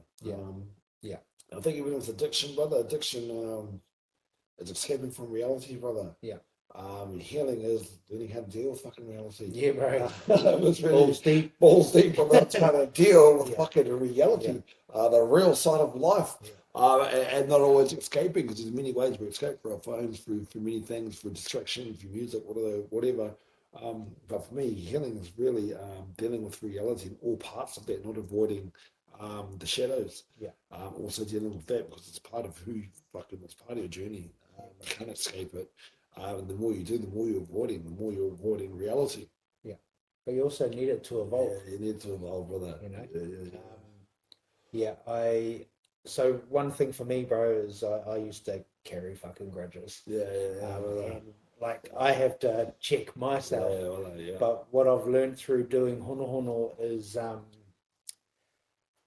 I can forgive the situation Yeah. because I can understand a situation. Yeah. You know, I can see all viewpoints of whatever that happened there. Yeah. What I got to the point of now is I don't believe anybody was born evil, Yeah. so I can forgive their way to it Yeah. because of my like um, I've been the abuser, like in the sense of fucking smashing people. Yeah. You know, and looking for bullies to smash. Like, but I would set them up and hunt them. Like, it got sadistic in my mind, bro. Like, as a teenager, and that's why I went to prison. But when it was actually from being in prison and dreaming, you know how I said that I was still in prison in my dreams, but I'd be in rooms with the people that I hurt, and I would be having a conversation with them, finding out the reason why they were like that, and explaining the reason why I smashed them in my dreams, bro. But I don't actually believe it was a dream. I believe it was, you know, a collective consciousness sort of meeting where the universe was going, hey, make amends. So for the people who have harmed me, I can forgive their spirit, bro, because the purity of any one person is beautiful. It is of God. Yeah, I understand that. But the trauma that that person goes through creates a monster inside them that creates more trauma for somebody else. Yeah. And that was what I was talking about shit traveling downhill. But we're about climbing mountains here. So, yeah. All right. So, trauma begets trauma, begets trauma, begets trauma, bro. So give us an idea of how that trauma affected you and shaped you into Zoo. Ooh, anger, brother, and trauma responses to protect myself, brother. Yeah. You know, kind of ages of kind of 10, 11, 12, I started getting bigger, brother. Yeah. So I've kind of been this kind of height since the age of 12, 13, brother. How tall are you? 6 foot, 6'2", 6'3". Shit. Yeah. So kind of being that age from that is anger was a way to protect myself. Yeah. Anger was a way to make sure that people can touch me again. And one thing with fucking trauma, you become your proximity to trauma. It's like you've almost got fucking balls like stuck on your fucking head, and it follows you around. Yeah. Pretty much follows. You're in a cycle, so you don't understand. It's gonna fucking follow you. It's gonna trickle down to your fucking. You become a magnet to it, without even knowing it. Yeah. I So, found that with the police. So my trauma response really was anger and violence, brother, to protect myself. That's why when I say Zoo was created and fueled by anger and rage, and whatever animal you feed is what animal you're gonna get. Just like Majestical Taniwha, but now it's Majestical Taniwha that you feed. But it is, and that's one thing. It's just fueled by anger and rage, with a lot of violence, a lot of fighting. The gang life came in because my dad was also in the Black Power. So yeah, if you understand that, the statistic breakdown is, you know, you have abuse inside your house, any type of abuse, addiction, um, physical abuse, sexual abuse, any type of abuse inside the house, emotional abuse. Like 80% of those people go to jail. More than 80% of those people go to jail. More than 80% of those people go to jail. Yeah. And then if your parents in a gang or have been inside jail with themselves, 10%. I mean, 1 out of 10 of those people go to jail. 10%, yeah, 1 out of 10. All those people go to jail. So that there alone, like the stats are just stacked against you. Coming out of Centrepoint, where the trauma's great. Well, they've already got addictions kicked in. Dad's already in the gang. They've gone straight to the pad from Centrepoint. So that there was just one extreme to another. One extreme to another, brother. Yeah, pretty much building the back blocks of jail, Zoo. That's why I say I was truly born in the system, not from the system. My father was put in the ball stills, you know, and the abuse that he went through there that we all know of now. Um, and I'm a product of all that. Brother, Zoo's a product of all that.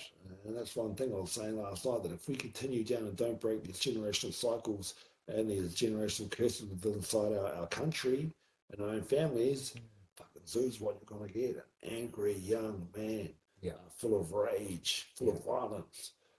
You know, not knowing how to be a father, not knowing how to be these things. All you really know how to do is be in the system, be a part of the system, feeding the fucking system.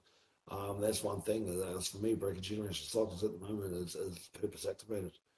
Because I don't want that for other people. You know, I'd hate for people to actually feel that anger, feel that pain, and just take it out in the world. But I'll just take it out on the world, brother. And when I look back at it, I just didn't know any better, brother. It was normal.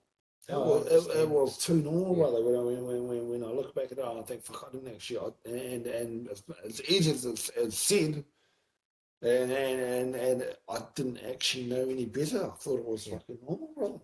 Right.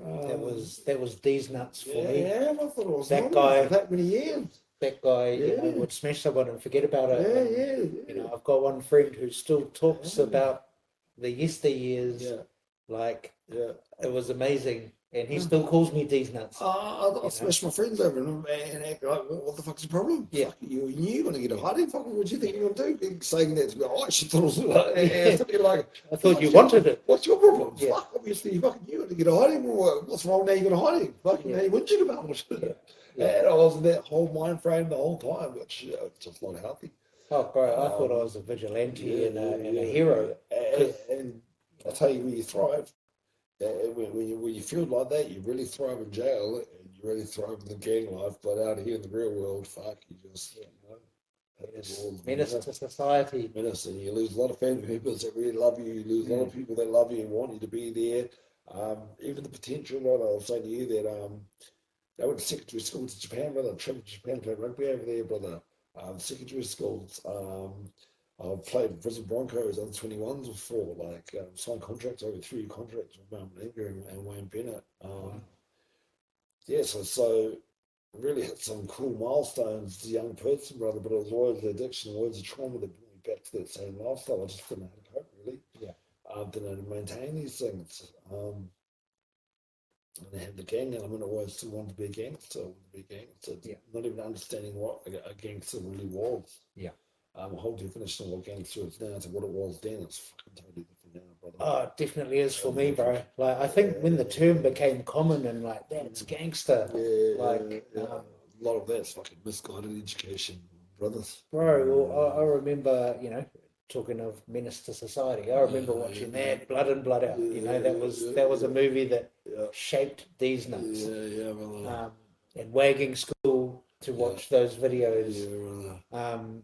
And I understand where kids are at now. I understand, especially the ones in trouble.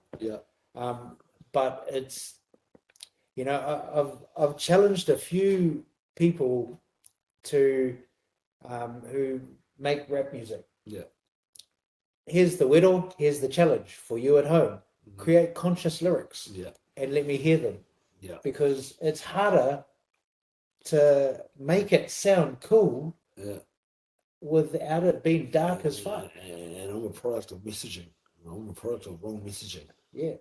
Trips are a product, the Bloods are a product of wrong messaging, brother. And influence that music and those sorts of messages actually have. It's true fact of reality. Like, we come around Black Power, the Wonder Mob, those sorts of gangs, you know, and now there's street gangs out there that were influenced by America. Well, this is what I'm getting at, bro.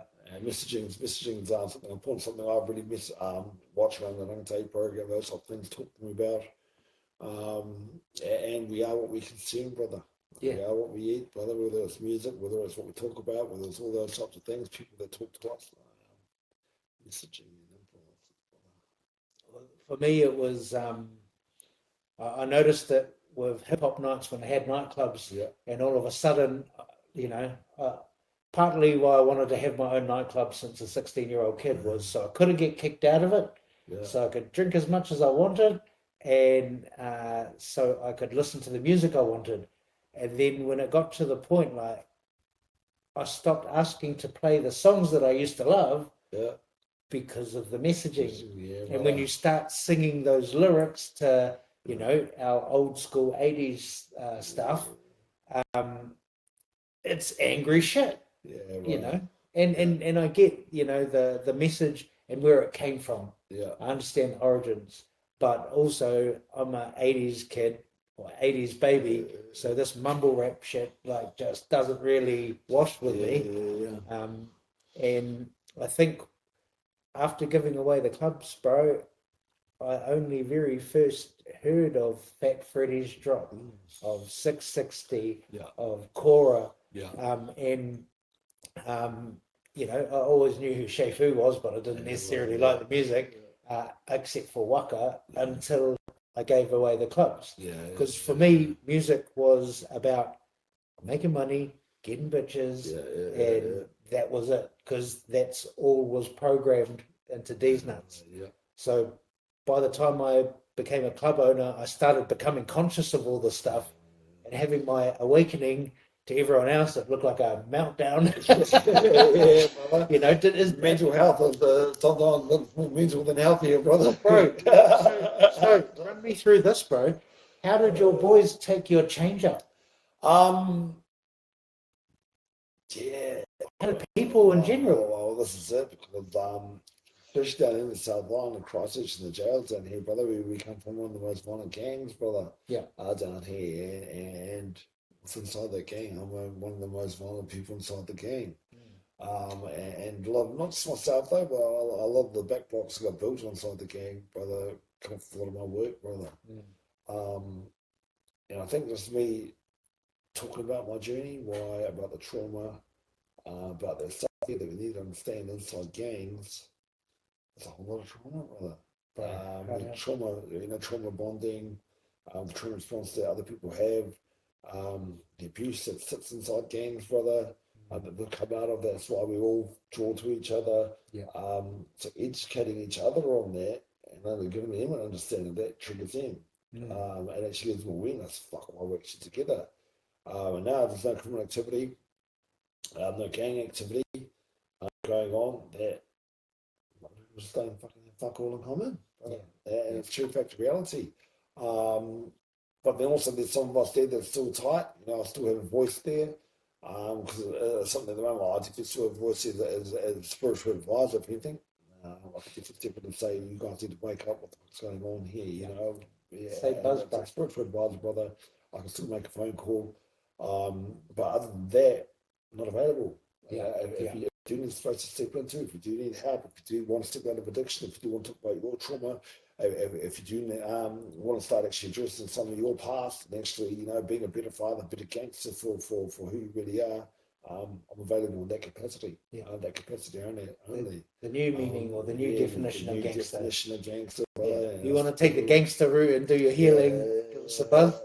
That's the real gangster thing at the moment for me. And I say it to people just like, you got me. Is that there's a massive difference between gang members and gangsters at the moment. A massive difference. Gang members are people that are in gangs that drive around still stuck in addiction. They drive around thinking they're cool. They're not really attending to their kids. They're not attending to their families. They're not trying to make change for the better for people around them. Real gangsters really stand on their business. They're taking care of the people around them. They're making sure and making choices for everyone around them as a collective to do better. Whether it's their own family, they're fucking feeding their family. They're making sure that people are fed. They're doing these types of things. That's what gangsters truly are. Some people, brother, aren't even in fucking gangs and they're gangster. To be honest with you.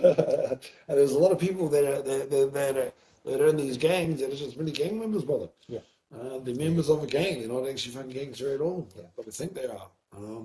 I think walking your God-given reason for being on this planet is the most gangsterish shit you could do. And if you wanna, like, I used to think of myself as a hard man.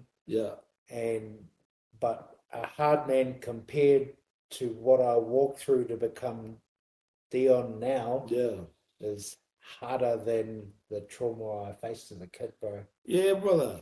Like, Yeah. it sounds fucked up, but for me, I can say that because that walk out of nightclub owner and gangster, I guess, Yeah. to who I am now Yeah. was a harder, longer road and a longer slog for me, Yeah. but so much worth it, bro, because, you know, the opportunities I get now, and this is what you were saying, you know, for me, bro, it's to meet like minds, Yeah, brother. game changers, Yeah. to work with animals, to travel the world, like, I think this is the new gangster. It is, brother. That's where it's at And for to be me honest with you, anyway. now I'm on this healing journey, brother. I'm at it every day. I know. Nearly with every exchange, brother, every exchange I do, everything that I do, I put attention to everything that I do, brother. I'm at it every single day. I've got to check, I'm regulated every single day. I've got to keep myself in check, brother. You know, and stay in control, brother, Yeah, bro. of the Majestical Taniwha. And it's something that I've got to work on every single day, but I'm aware of it. I'm aware of it. It's come where I've come from. We need to actually keep ourselves in check, which is one thing that I've been control for a very long time. It's the first time in a very long time, brother. And it's worked to get here. It's been hard work to get here. You know, I'm only just finally starting to figure things out. Um, and we're on the forever healing journey. There's a lot of stuff to make sure I'm regulated inside my own house. I've got a lot of support people around me, brother, that I do lean on. I'm not out here in the world by myself now, just causing destruction. Um, you know, I've got a lot of tools I've picked up along the way, plus that I learned back then. There's a lot of legacy plan that I do that, you know, there's art cycles that we need to break, but there's also things that we can take from our journeys and really give that purpose, brother. Um, and you'll find like-minded brothers, whether your vibe will truly attract your tribe. And that's one thing that, you know, and I still have days, brother.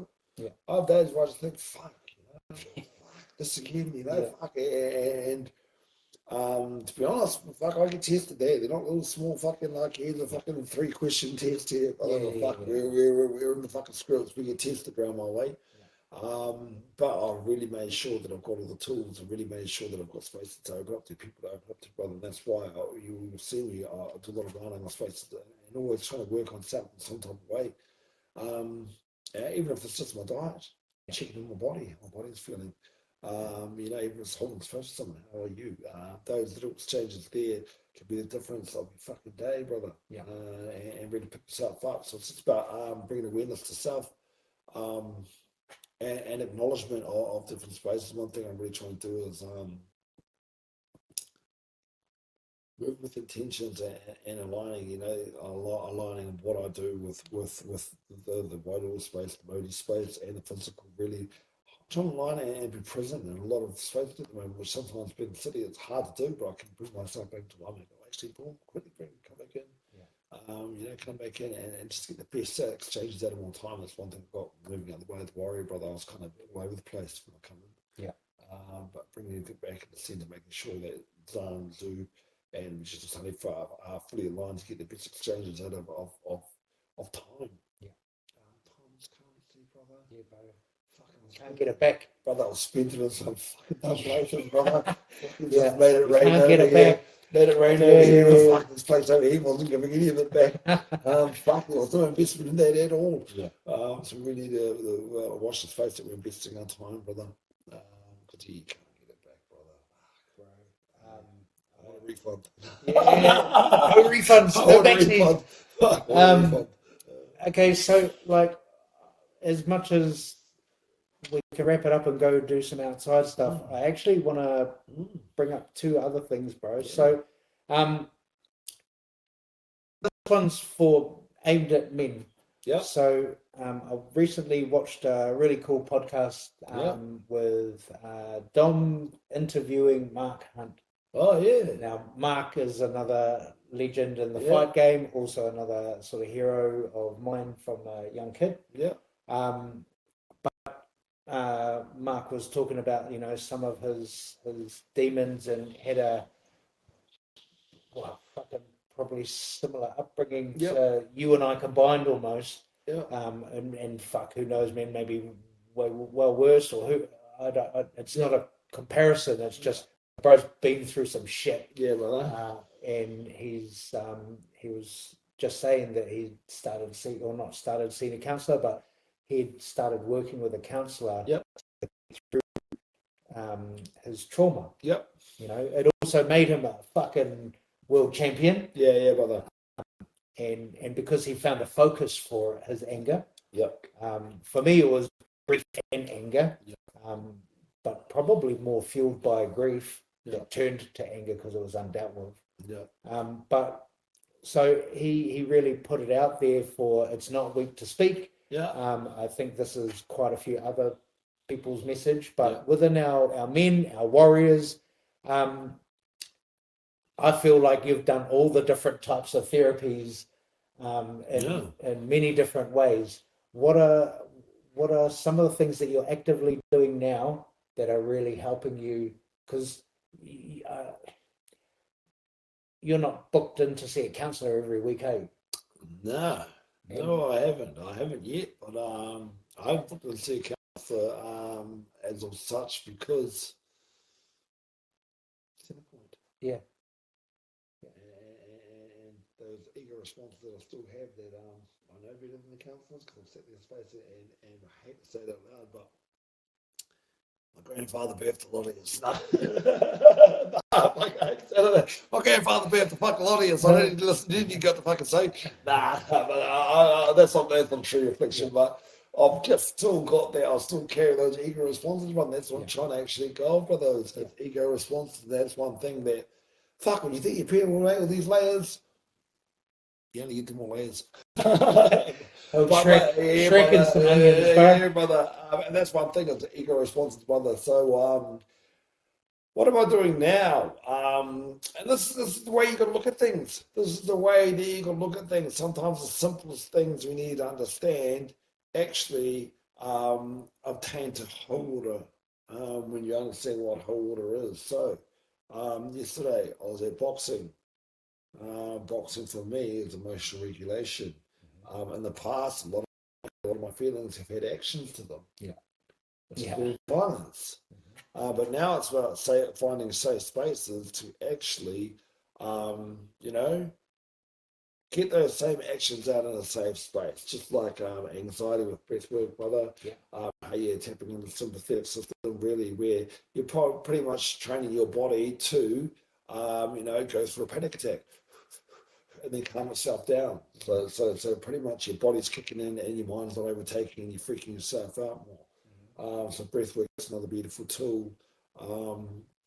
That I've done in a few different spaces, quite a lot of different spaces that I can tap into any time. Connect with the tile, but it's about intention behind what you're doing. Connect with the tile, so that's just going for a bushwalk, brother. Yeah. And actually taking it in, breathing in the air and looking at different things, bringing yourself, bringing awareness to the space that you're in, and actually going to the tile with the purposes to connect, not just to go for a walk and walk your legs. Yeah. That's what the holder space is, and different men's groups that I go to, brother, to actually talk about, to unpack my days, whatever I'm going through, whether it's whinging about the kids at the program.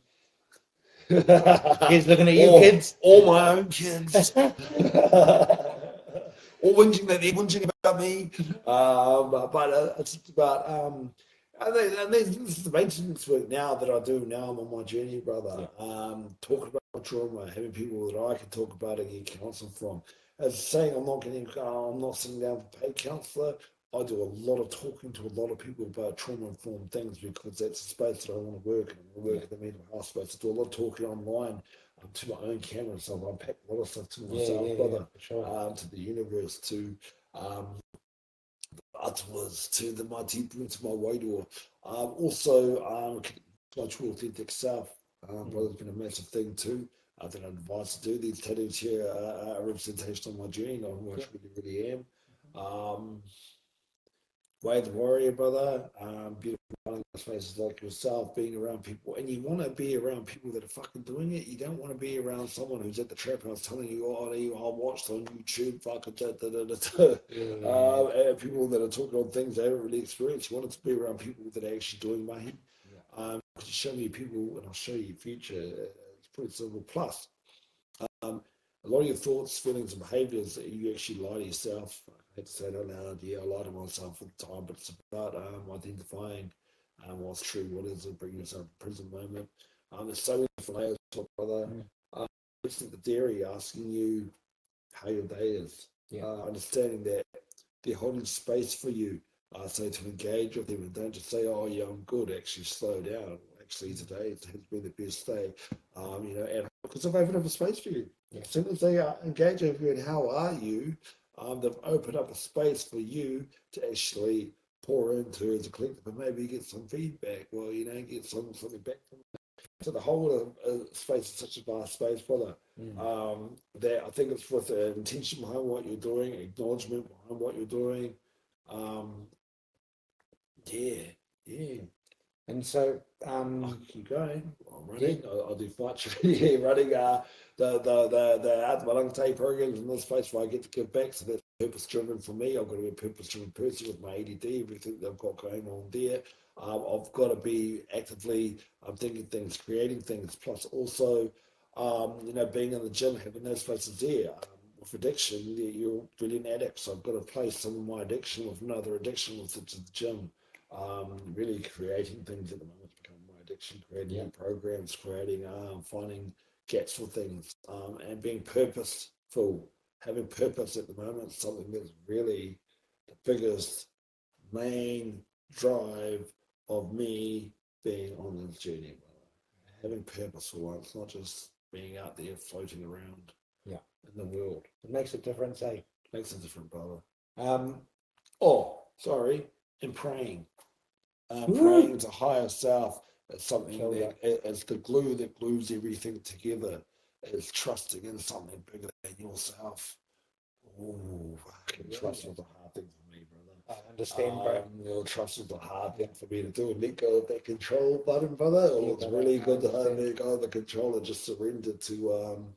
And that's one thing about being in the white around being a Majestical Taniwha, that you have to surrender and realize that there's a bigger purpose out there than what you can see. And really, I think we don't see it on the one that going to be speck in the world again and realizing, fuck, sometimes in some places I think I'm very big and think I've got all this big weight, really in essence, speck in this world. I think they call that the zoo hypothesis and the jungle hypothesis. So the jungle hypothesis, brothers, where you're in a big, vast jungle and you're a tiny little ant, and you think that this log that you're sitting on is the whole universe. So really, you're a small branch on the ground of a massive forest floor. And part of a massive forest, it's part of a country, it's part of the world, it's part of the universe, it's part of things. That's the jungle part of it. The zoo hypothesis is when you're sitting on the moon, you're looking at the world and you can see the shapes of the planet, but you actually can see that little ant that's sitting there. So it's kind of the opposite thing. You're looking through a window at the animals inside of the zoo. Well, I had one of my own on my first LSD trip. It was probably about a 13-year-old. And it was that we were the bacteria, mold, blue vein cheese on a shelf in a cosmic supermarket. So I get you there, brother. So just wanna we're gonna start to wrap it up. Last two things, I promise. Your hono hono session. How was that for you? What came out of it? And you're about to get another one. How are you feeling about it? Good, brother. Yeah, good. Anything like that, give me a bit of insight. Can I talk about what we spoke about? Yeah, bro. I can share it. You do what you want. Yeah. Your time, brother. Your mic. Just around my family. So around my family, my father passed away, and you just speak on that. And one thing that at the moment, I'm trying to save the world, brother. I'm trying to save the world, brother, and within that, my family. My family dynamic. I'm the older brother of 6 sisters and a brother. My father passed away, and I've got my uncle. My uncle's left, kind of in that generation, and then it's me. I'm not next. There's no others. So me taking on that father role to my sisters and my brother has actually been a real thing for me, and the pushes and pulls and the dynamics are going on inside my family at the moment, which I won't share because it's not really my journey. I try and carry a lot of weight for them in ways that they don't really understand. And at a time when I'm trying to do my healing plus, there's these barriers, there's these boundaries that I have to put up there. Guilty, brother, but I feel kind of responsibility that I always need to be having. What's more the responsibility part that I understand that doing what I'm doing and being that example, not just for the public, but for my own family, is a bit more awareness. So that's kind of what I do it for. But me saying it out loud and letting them know that was a totally different thing. I've done it in the background, knowing that, and then having you kind of recognise that and acknowledge that for me was such a big weight off my shoulders, brother. Because it's as much as I do this for me and my kids, I also do it for my immediate family. I'm the person to go around and saying like, you need to do this, you need to do that to my family. Probably not. It wouldn't get received. I know it wouldn't get received right, brother. And it's something. It's something that I've carried. Well, I've carried that weight around me, brother. I could feel it, bro. Yeah, brother. I've carried that weight around me, and just being able to, and I actually had a conversation to my sister. She rang me up and said, "Hey, look, brother, I need this. I need that." I said, "Sister, I love you, but you're going to have to do this. At the moment, everything I'm doing will break me." And putting up those boundaries is a big thing for me. And I found that putting up those boundaries, well, just pretty remarkable. Because as much as I wanted to do that, as much as I wanted to save the world, I knew that I kind of couldn't in the capacity because it would have broken me. So you just hearing that dad's there, you can see that I'm doing, just keep doing what I'm doing. They will kind of be watching. They understand what you're doing. By the ever since then, it's the printing program, Positive Sisters, they come into space and just things just fell into space, just hearing it. Obviously, Dad's guided them close towards me in ways that I can't help but instantaneously. So I feel better about it. Yeah, bro. So I feel better about that. And even the cancer symposium. So my dad passed away of cancer. Cancer, my sister's got big cancer now. I got to speak at the cancer symposium. And then my sister, who kind of been avoided because her dad passed away of cancer. I know that my sister's had cancer, avoided it because of the stigma that it's had around us and the kind of it's a taboo subject. But then I'm being invited to the cancer symposium some way. I'm cancer myself, but being on talking because I was a community representative at the time, has opened up that space instantaneously after doing the hono to do that, which my sisters were there. Yeah. So it was the space for us, I was hold space for them, heal them also, which is what I'm trying to do for my family. And my sister rocks a big photo of Dad and says, "I want you to have this, bro." And me, brother, it was cool, brother. It was hearing that from Dad, hearing it from you, acknowledging everything I'm doing. It was healing for my family, so it was beautiful, brother. Again, that. Then me watching the kids, and also, for my sister was just a breath of fresh air that I needed there. We are on the right tracks. Not only is it turning out for me and my kids, but for my family. And then I need the best for my family, brother. Like anyone, like any thing. And like you said to me, "Oh, I'm only their brother. I'm only their brother. I was trying to be a good brother to them and do everything I can. And a lot of what I do was actually for them, for us. And sometimes, brother, when you're out there, when you're out in the seas, brother, it's a big task, but it's purpose driven, brother. I don't get emotional about it, eh? Especially my sisters, everything they've been through, everything they've been through, everything I've been through, so we're starting to get purpose from that, brother. So, fuck that, was cool, brother. So, yeah, no, it was really cool. So it's cool just getting acknowledgement from you, from Dad, from them. Since it happened, I've got a big photo now when you walk into the door with Dad, sitting underneath his mum. So things are really starting to, the glue's coming, brother. Yeah. Yeah, the glue's coming, brother. And so just to go back on that session, so Bert came through and sort of asked him to fuck off. But when your yeah. dad came through, it was just this immense pride, bro. Yeah, And brother. quite like a really soft but strong, different energy. And what he kept, so when spirit comes to visit me, and it's usually only through treatments because I don't really want any strange spirits coming at me, because I've had that, bro. Do this, do that. Oh, like fuck.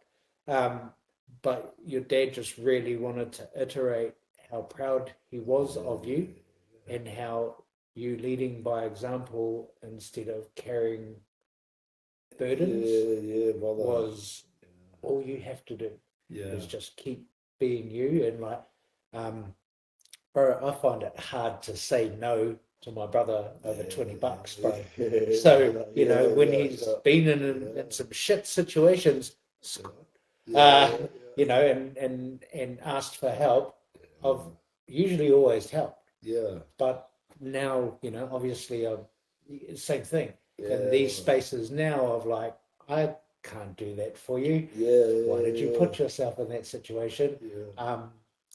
But I can lead by example, or I can help you move into a different direction, because sometimes, you know, when you're in the shit, bro, it's hard to see a way out of the shit. And you'll usually go to that solid person to ask for help, but the help you want is probably not the help you need. Brother. So it kind of all sort of started that. It was beautiful just to have those exchanges and having up conversations. With my family, with my sisters, it's been beautiful, brother. Just that there's been a lot of resolve around the area, and that weight was lifted, brother. This weight's really been lifted.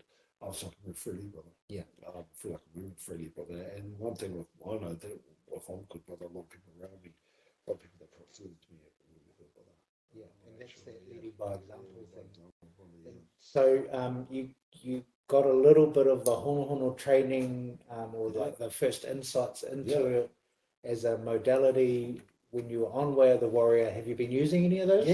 Brother. I did water and breathe into the space every now and then, brother. And get people, got the boys at the programs, feel it out, brother. Feel the energy roll out. And how was the response? No, good. First of all, I was like, hey, what do you mean? You play, hey, I'd like to give it a go, just, you know. And it's boys quite reluctant to do a few things, especially like that, but it's good to go. Let's give it a go. You know, try new things, and then as soon as I do it, and kind of, you know, get a feeling. Magic. They're powerful. Majestical Taniwha, right? You know, look at that. Hey, look what we created. Cool. Well, brother, before we close off, you mentioned it briefly before with another way that you opened up the doors for healing with your sisters. So talking to you on the phone, but coming to meet you in person, I don't know if you realize, you're like, oh, hey, bro, come on in. Look at this one. Bro. I just finished up the creating period, and you know, I felt like I was walking around with a weapon. You are? Brother. 100%. I'm a weapon, brother. It's like my proud little kid. I'm just saying, hey, what a joke! Look at my baby. So tell the people, brother, because it fucking blew me away. So Creative Parenthood. Parenthood is a program designed to rebuild whānau connection and capabilities. And it's a parenting program for people that have experienced incarceration, addiction, and family harm. It's not only for people who have been through it, but for families who have had families that come through that. There's a gap that I see out in the community, really. So I really want to bridge that gap there. So it's for even family members that have got someone who's been through family harm, for addiction, who's come out of incarceration. Really, it's designed for understanding what position in life you are, what position in life you've been under, and that's one thing that, you know, sharing my journey is to give people understanding why I fell short at times, and to give people tools really to you know, understand the incorrect roles that family members have and what it is to be a parent that's really engaging, brother. engaging some beautiful tools around there. A lot of it's not just do with parenting. A lot of it's got to do with healing as well. It's a beautiful healing tool, brother, to heal families and 100%. build whānau capabilities, and not just heal the parents but the kids as well. From like, so the bro took me through the whole thing, and I had just finished building my online workshop, Yeah, and was like, whoa, this Yeah. is amazing. Like, Yeah. so blown away. Seriously, thank you, brother. you and your partner have done an Yeah. amazing job. Yeah, thank you, brother.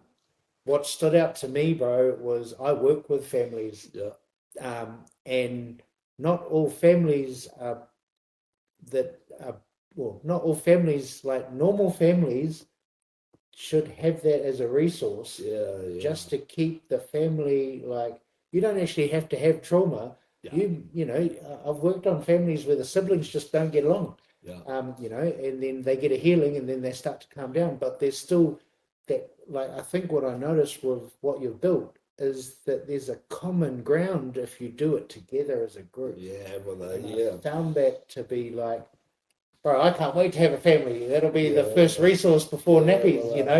yeah. We're going to get this and we're going to go through the motions with our babies, Yeah. you know. So uh, you're going to drop, when that is ready, bro, Yeah, you're going to yeah, drop it yeah. to the people. My job is But to people with I this video. guarantee you, Yeah. anybody watching this, especially if you know the work I do, Yeah. and if you know the sort of person I am, I only stand behind Yeah.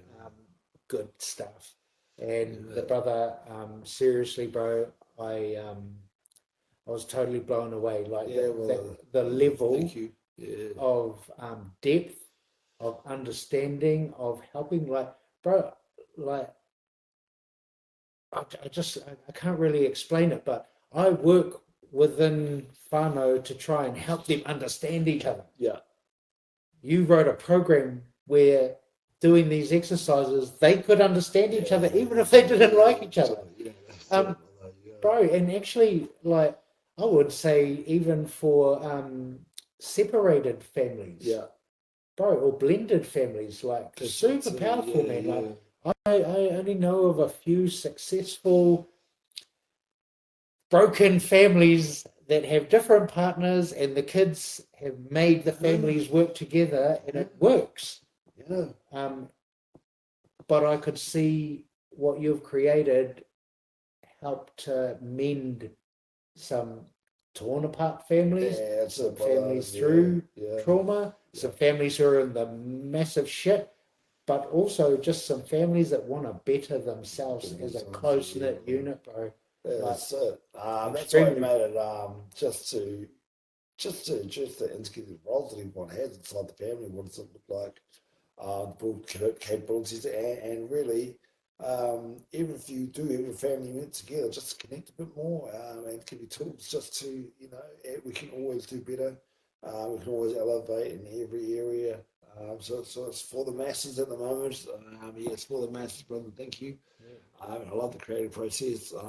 Sort of mātauranga there that I've picked up over the years, from my own experiences. You know, what's helped me heal me and my family at the moment.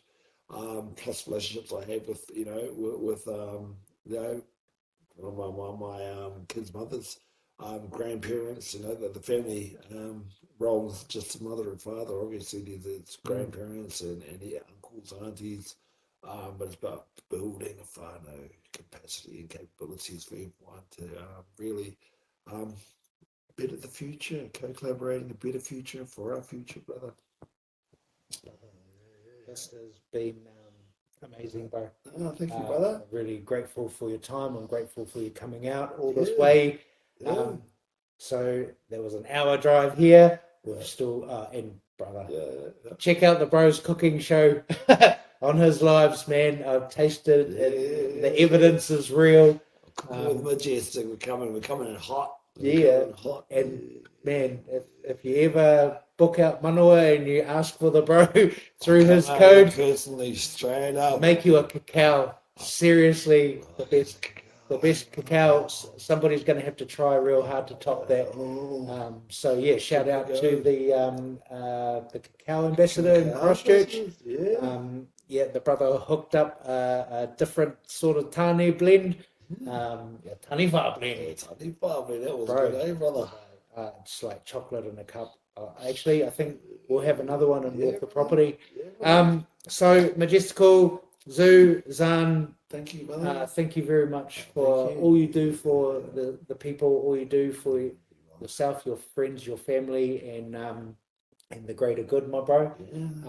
You're walking, living proof that you can do amazing things through even having a hard life. Brother. Change is possible, whānau. Change is possible. It's one thing that I always run with, that change is possible. And, like yourself, brother, we are beacons of light for people out there to represent that, living examples that change is really possible.